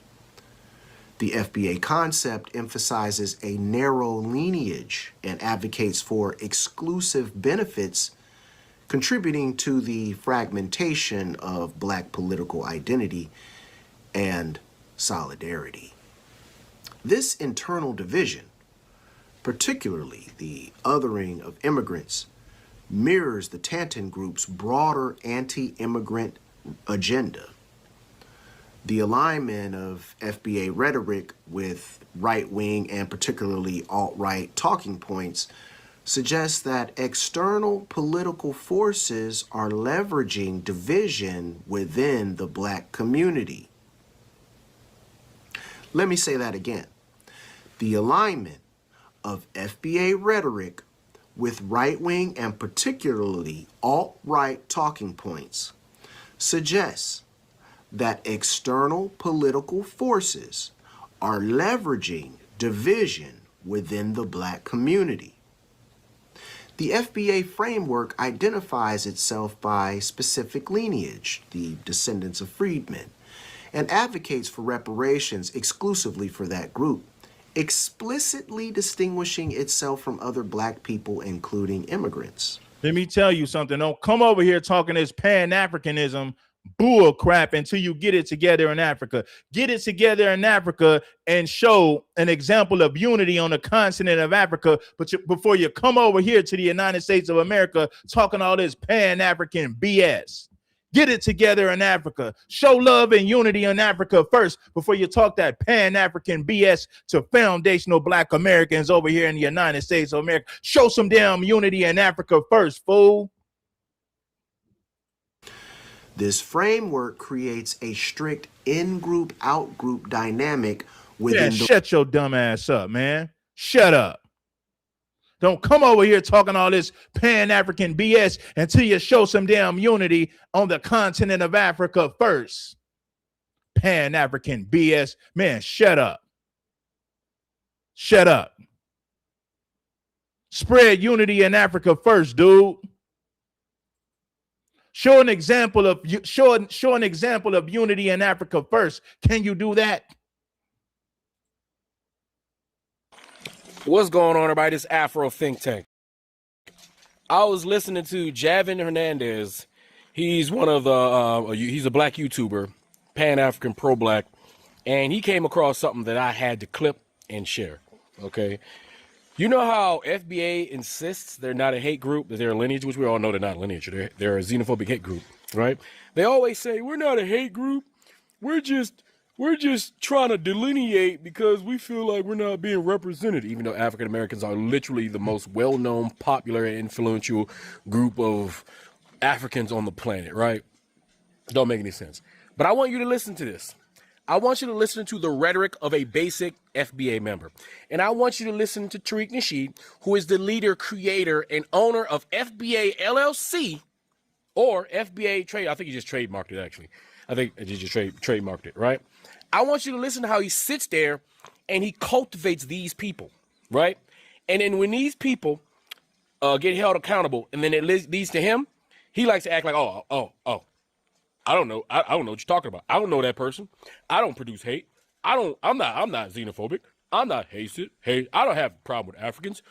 Tariq think he's so slick. He figure if he don't exactly say it, and they say it, it ain't me, because FBA is a lineage. So if FBA says it, it's just an African-American saying. It's not me. I got no responsibility. Even though FBA is a specific xenophobic hate cult. Very small, very insignificant in the real world, but online they're very loud because they don't have any friends. They don't go outside. Most of them ain't got no jobs. And they sit there and they think Tariq Nasheed is the greatest thing since sliced bread. They've been watching him since K-Flex. All right? So I want you to listen to this. There's no refuting this is hate. This is straight white. If this FBA member, or this FBA cult member was white, she would be blasted all over the news for saying this. She would be a pariah, like she would get fired. Like if this was a white woman, and this is the thing, there is a thing, this black privilege we got to be hateful towards our own people and not get held accountable because we are also black, right? So these ignoramuses think they can say whatever they want about another group of people and never get held accountable. Right? And Tariq Nasheed has created the environment, the place for these ignorant, self-hating ass African Americans to go and spew openly on camera with their face shown, thinking that they safe, right? Thinking that the greater group of African Americans agree or line up with them when they absolutely don't.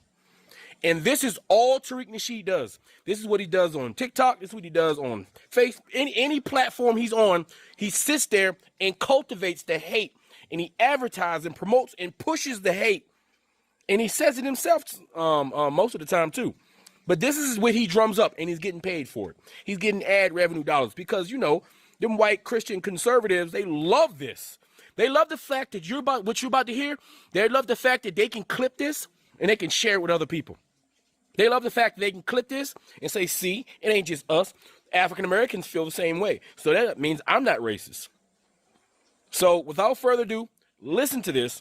And after this, there's no FBA that can say, oh, we're not xenophobic and hateful. You are the weakest link of African Americans. You are an embarrassment to African Americans.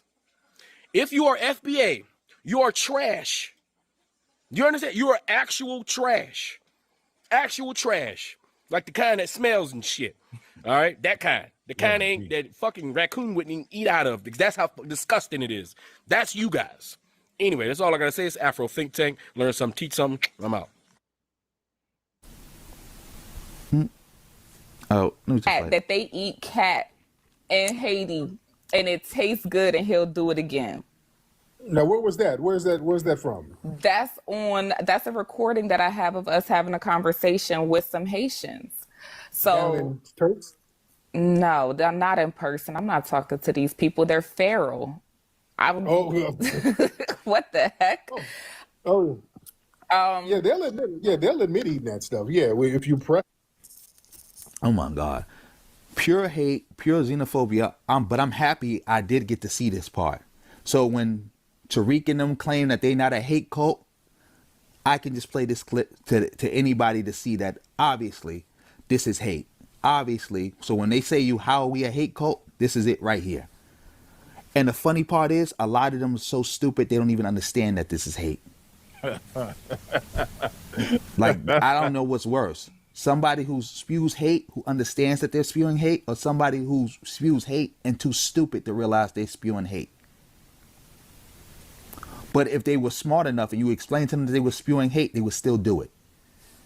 Some of the Africans, they'll call up and any more continental Africans talking about how we visit there, the time that we spend there, vacationing there, because we always come home. These people had a perfect opportunity to display decorum and hospitality when I Show Speed went over there, and you seen how unhinged they were acting. There's no more merit to this YT propaganda pushing things about Africa, because these people were literally in survival mode, acting like the beggars, scammers, pleaders, and the desperation. I mean, hunger has defeated these people. Clean water has defeated these people. There's really nothing that we can say at this point. I just want to make a PSA that I'm not here for any forward progressive conversation. I'm not here to educate them. I'm not giving no historical context. I'm here to wreck their mental and troll them until ICE grab them up by their little crusty toenail beds and take them back to wherever they come from. But this is what I was saying. That was always the plan. Y'all was never here. This was never, like I kept telling people, I'm happy. It's becoming more and more clear, but it's not clear enough. The FBA hate cult was never about a misunderstanding on their part, or they were trying to get clarification, or we can talk to these people and educate them. That was never going to happen. That doesn't work like that. Once somebody joins a hate cult, you can't help them. It's one thing if they start hearing certain propaganda from the hate cult, because there's always some measure of truth in propaganda, and they start like trying to dibble and dab in it. But once they become full-fledged members, you can't do anything with them. Fuck this, fuck that, and bitch, fuck you. Fuck, get your motherfucker, fuck. All right, she too much profanity from this woman. Way too much profanity for this woman. Bless the like button if you haven't already. You know, it is what it is, family. And gold. Free Sudan. Boycott diamonds and gold. We most definitely cannot forget about the people of Sudan. Thanks for watching. Let's get some more contributors on this damn Cash App, man. There's no way that we shouldn't have more contributors on this damn Cash App. What if the world thought you were lying about her? A Negro in a wig pretending to be a Native American. That's what they said about Antonio Apache, one of the most famous Native Americans during the Gilded Age. The famous painter, William Carey, snatched his wig straight off his head and said, "Look, a Negro. This is the Negro that served 2 years in Sing Sing prison for stealing a painting from me." Antonio Apache was best friends with President Roosevelt, Mrs. John Jacob Astor, who survived the Titanic, and others from Astor's 400. But he was accused of being a con artist, using the Native American identity to make a living. In this video, I'm going to 1. Examine the roots of why the Black American identity in the United States is more so political than it is connected to Africa. 2. How African ancestry became synonymous with the slave and how that affected what we know about plantation society and the indigenous Americans. 3. Discuss how in certain situations, having African ancestry was a death sentence.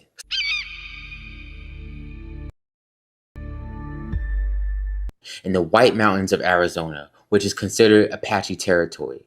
He was the grandson of an Apache chief captured by the U.S. Army. After his capture, he was educated in New York and Boston, Massachusetts.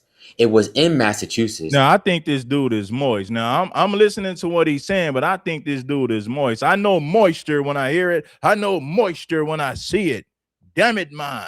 I really can't stand it, man.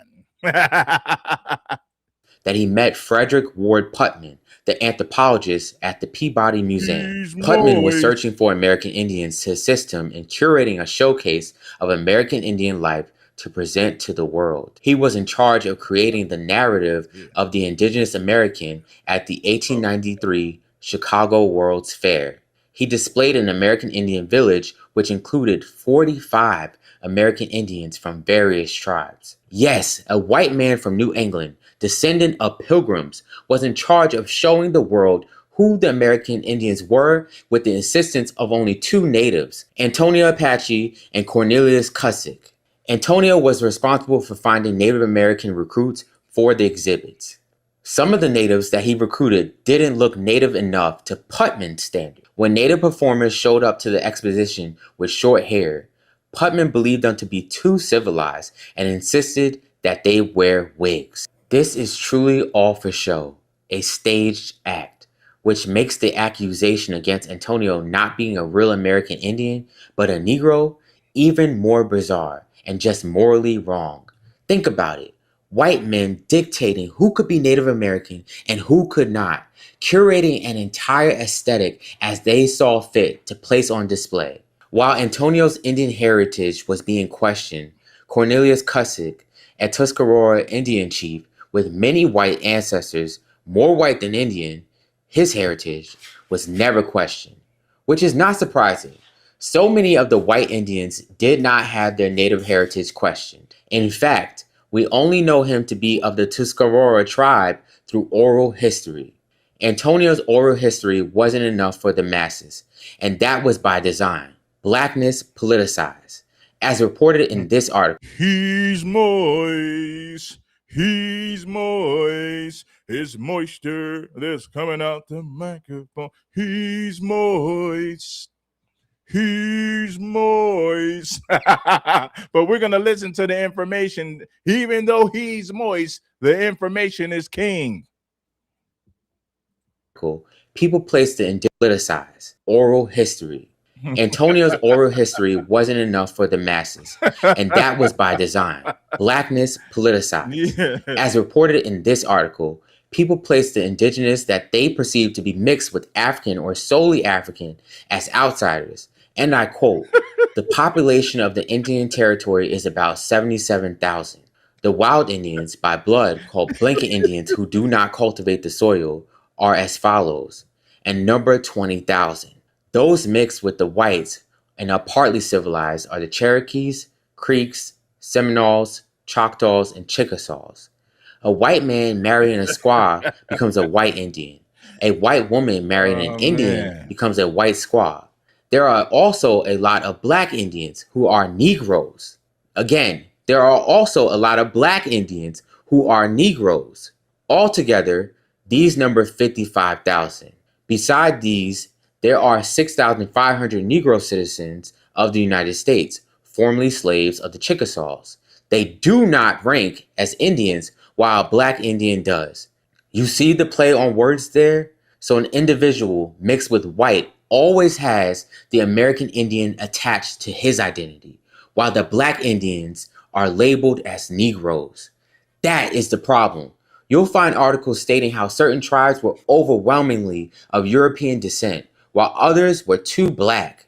Langston Hughes, the famous black American poet, is a victim of this too black to be American Indian complex. He is a perfect example of how being black in America is more political than scientific. Some of Langston Hughes' ancestors knew they were American Indian, but that did not matter in a country where melanated skin equated to the Negro or the enslaved. You see, because Langston Hughes' ancestors were enslaved, the American Indian in his blood disappeared. Paper genocide. Today, most people, the overwhelming majority, would not consider Langston Hughes as an American Indian, despite his significant American Indian heritage. Most would call him Black American or African American. Now, what's wrong with that? Nothing is wrong with being black. In fact, we categorize those who look like Langston Hughes racially. So now let's explore how African ancestry became synonymous with the slave, aka the Negro, and how that affected what we know about the plantation society and the indigenous Americans. Dr. Andrew Jackson talks about this very concept in his book titled Enslaved Native Americans and the Making of Colonial South Carolina. Shout out to Afro Nat for the 10 on the Cash App. Shout out to Stacy for the 20 on the Cash App. I appreciate all of my contributors and supporters. Where's all you brothers who love real content? I'm not going to sit up there and pander to you people. I'm not even going to pander to FBA people. I'm going to tell you the damn truth. So if you want the truth and you don't want to be pandered to, this is the show that you need to be supporting. I'm going to call out bed wenches, divestors, and beta male simps within our own community. And I'm going to call out white supremacy. And I'm going to call out black conservatives and race traitors. King Supreme going to sit up there and do it all. So if you really appreciate the truth, this is the damn show that you need to be supporting. I ain't finna sit up there and pander to nobody. I'm going to tell you the damn truth. So according to Dr. Johnson's research, individuals went from being documented as Indian to simply being documented as slaves, which in turn meant Negro or black. Dr. Johnson follows the story of an American Indian woman, Nanny. Nanny and other Native people in her situation did not disappear from the landscapes altered by Europeans' conquest. Rather, their descendants became Creoles and part of the black community. There you have it. Which brings me to the third topic, how having African ancestry could be career-ending or even worse, a death sentence. The destruction of Nanny's American Indian identity is what led people to accuse Antonio Apache of fraud and lying about his American Indian ancestry. He went from being a bona fide 100% American Indian, breaking bread with the likes of President Roosevelt and the Astros 400 and many richest people in the world at the time, to suddenly becoming a lying con artist Negro overnight due to the accusations made by two white artists. The newspaper articles reported in 1907, and I quote, "Duped by the son of a Negro cook, Antonio Apache in reality a Southern mulatto. Is he red or black? Indian Society lion said to be a Negro, son of Mrs. Russell Sage's Negro cook. Society's pet red man, a Negro, painters say. I jerked his..." And I'm going to get back into this. I want you guys to ask yourself a question. How come none of these brothers in these FBA spaces ever take the time to call out these bed wenches and female feminists? I think you guys already have the answer, but I want to hear things from y'all perspective. Now, think about that. They'll talk about black men that are sellouts, black men that are raccoons, and that's fine because I call out black male sellouts and raccoons as well. But how come none of these brothers in the FBA community with large platforms, how come they never take the time to call out these bed wenches and female feminists within our own community? They won't say nothing about it. They pretend like it's not a problem in the world with it. And I think you guys already know. His false scalp off, then he confessed. He hides his African curls, paints his skin bronze. He went to go live with the Apache to learn their ways, convinced an Indian woman to lie and say he was his mother. I'm convinced he is the son of a colored woman that works for Mrs. Russell Sage. One day, I saw sticking out of my model's forehead an elastic loop. I leaned forward and gave it such a vigorous jerk that I scalped him. In an instant, I saw that he was a Negro, and I told him. His head of woolly hair was cropped close. He admitted that his mother was a Negro, but his father was a full-blooded Seminole Indian. These accusations followed him for the remainder of his life. He moved to Los Angeles where he attempted to establish an Indian village. Then in 1919, he obtains a passport to travel to Mexico, possibly to exploit the natural oil resources there. And that same year, he marries an American Indian woman by the name of Mary Weed. In 1921, they have a very public divorce where she alleges that she's been tricked into marrying a Negro. In 1938, he passes away in California with the accusation was to those with alleged African ancestry. When it came to an American Indian being mixed with European, that individual was often allowed to choose to be indigenous if they please. Recently, many people who claim to be Native American were discovered to be in fact European, but they went their entire lives without anyone questioning their Native American ancestry.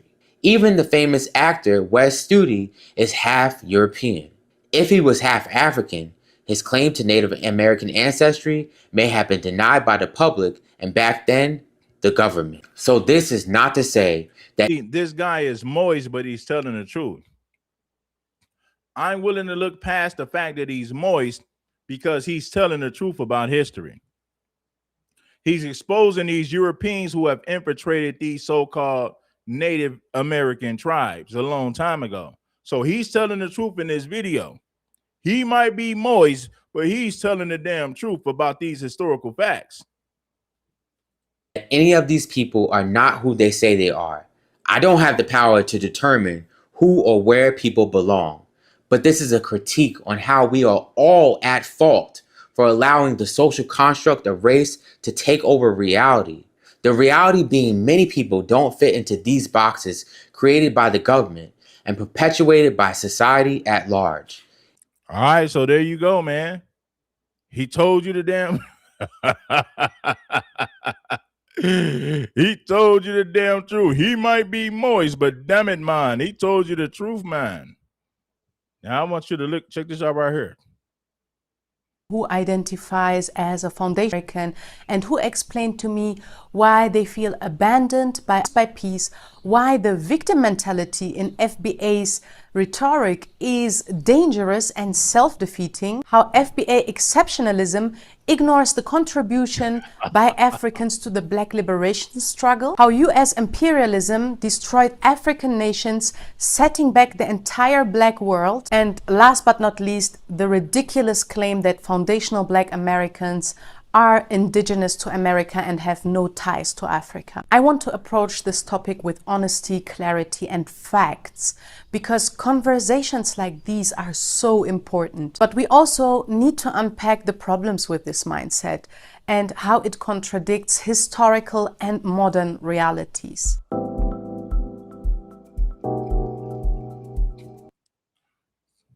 Oh man, hit the like button, man. And settling in Nairobi, Kenya. And I also share my journey through the African continent. See, unfortunately, a lot of black men gonna simp. If a woman is halfway attractive, a lot of black men gonna simp and not tell her the damn truth.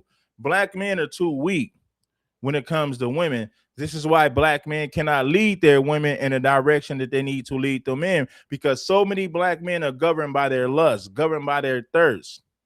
So much to the point to where they'll let these females get away with homicide, literally, won't correct them, won't correct their behavior, won't say nothing. Unfortunately, we got too many weak-ass black men who never take the time to correct the women in our community. That's the unfortunate reality that most people don't want to talk about. Man, she pretty. I want to sleep with her, so I'm not going to criticize her. I'm not going to hold her accountable. Man, hold that broad accountable. Man, she said something reckless last week. Man, hold that broad accountable. I don't give a damn how pretty she is. She deserved to be held accountable. Too many weak-ass men are too afraid to hold the women in our community accountable the same way that they want to hold Sambos and raccoons who happen to be black males accountable. Man, I can't hold that black woman accountable. My mama black. My mama is a queen. I can't hold no black woman accountable. You weak-ass fool. The beautiful motherland, together with my 2 children, and what I have learned in America. All of these fleeing groups have said, let the Negro fight his own battles. We do not want to align with them. These groups that flee from their lands come and say to the FBA, we do not care about your fight or your history. We have not come to fight. We have only come to make money and take care of our own. In essence, we do not care about this country or anything in it except for what we can drain and take from. Man, I don't know what you talking about, King Supreme. Man, she pretty, man. My mama a queen. I can't hold that black woman accountable. I don't want black women to get mad at me. I want to continue to get my money. Man, I can't say nothing about no black woman because my mama black. I can't say nothing about no black woman because my grandmama black. Man, shut your weak ass up, dude.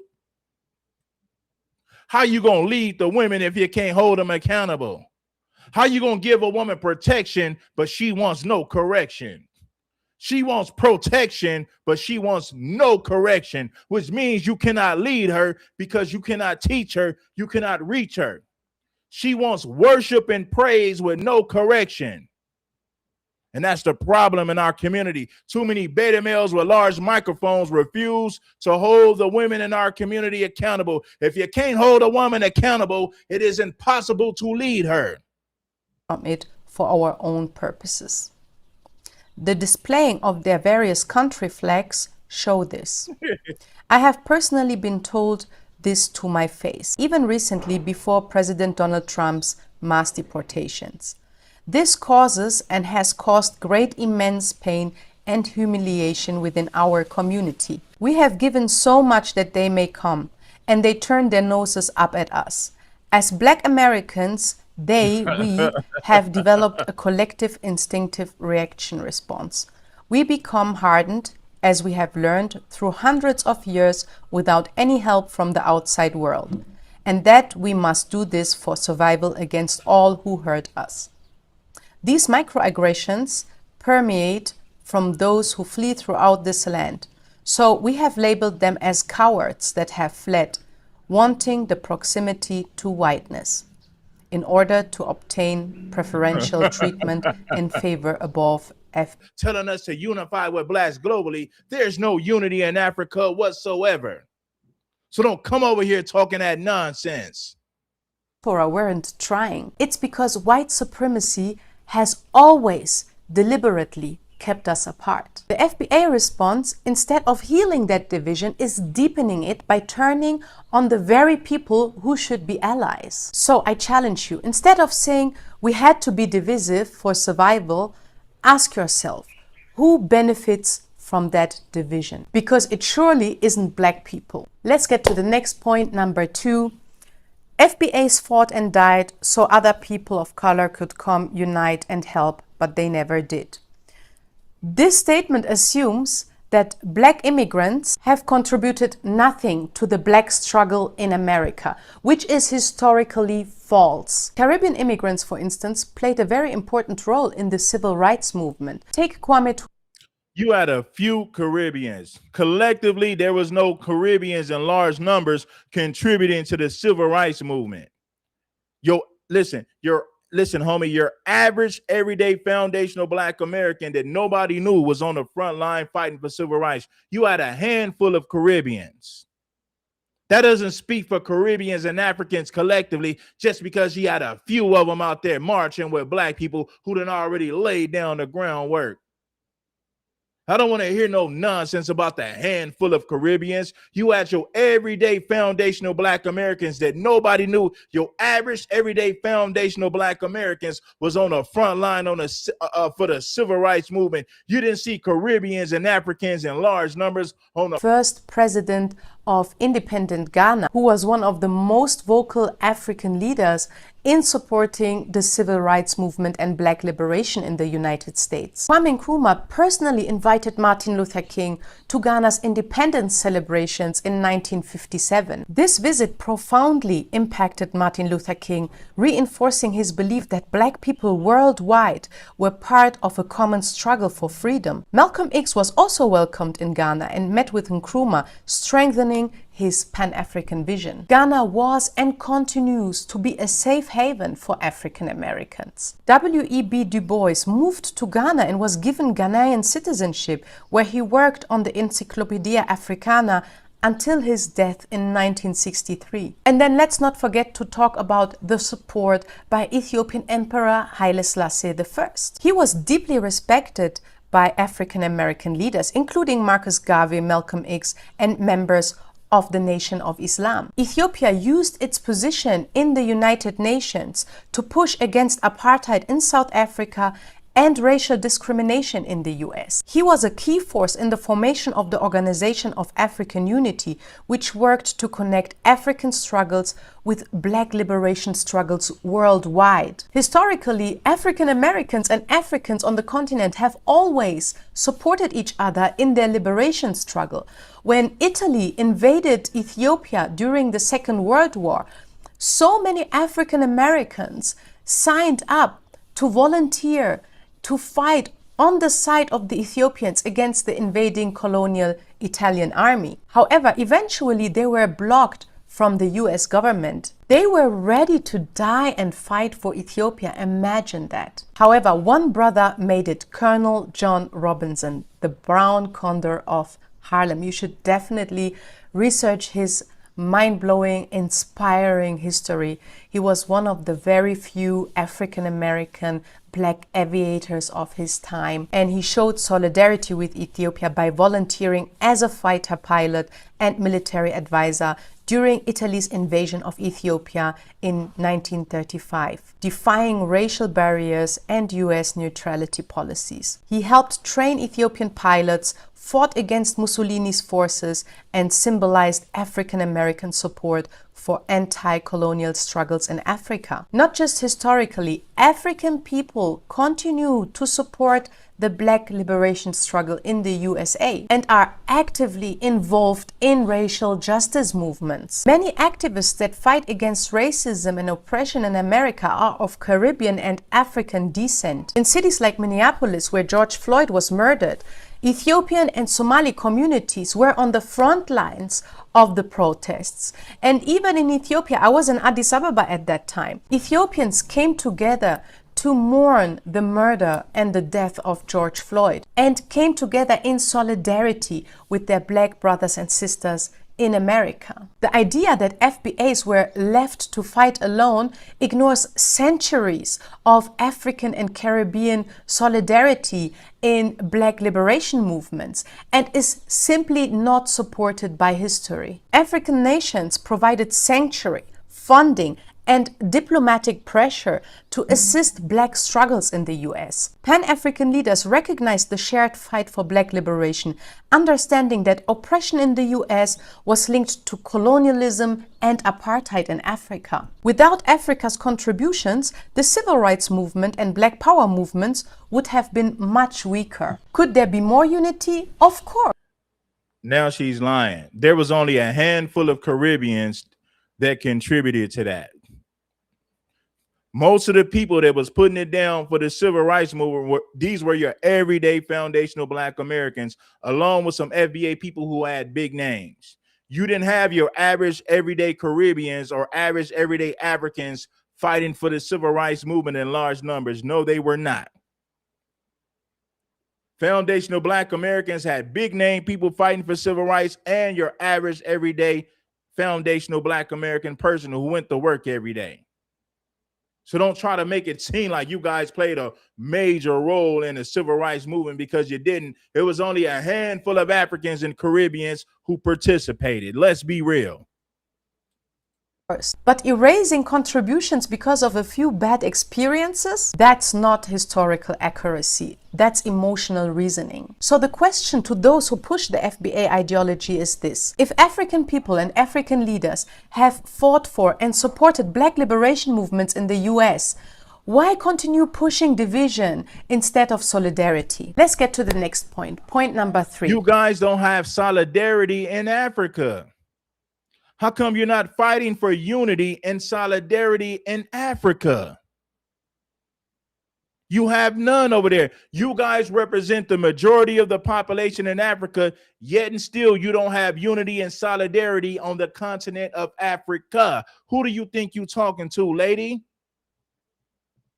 If you want to preach unity and solidarity, you need to start on a continent of Africa. Don't come to the United States of America talking about unity and solidarity when there's none in Africa.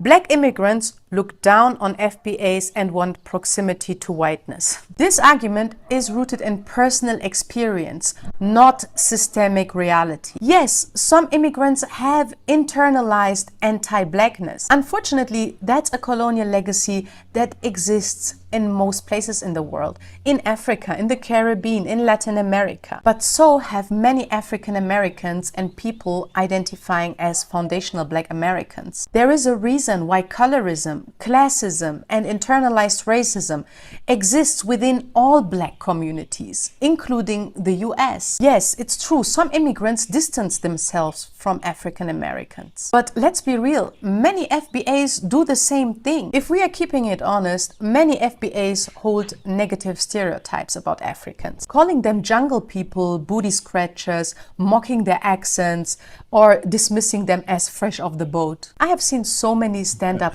As if Africans don't take advantage of Americans who come to their country and they perceive them to have some money. Let's be real about history. Let's tell the truth about what's really going on. Anyway, man, I'm gonna get up out of here, man. I've been up here for 2 hours straight. I think I ran this show longer than what we should have ran it. Because listen, man, we should have way more contributors and supporters for the amount of game and knowledge and information that we dropped on this podcast. But it's okay, because I understand most people from this community are hating on my platform. I get it. The writing is on the wall. We got a bunch of beta males and female feminists that are hating on my platform. There's only a small percentage of FBA people who actually support my platform. Most of the people who support my platform are people who support me because they like my message.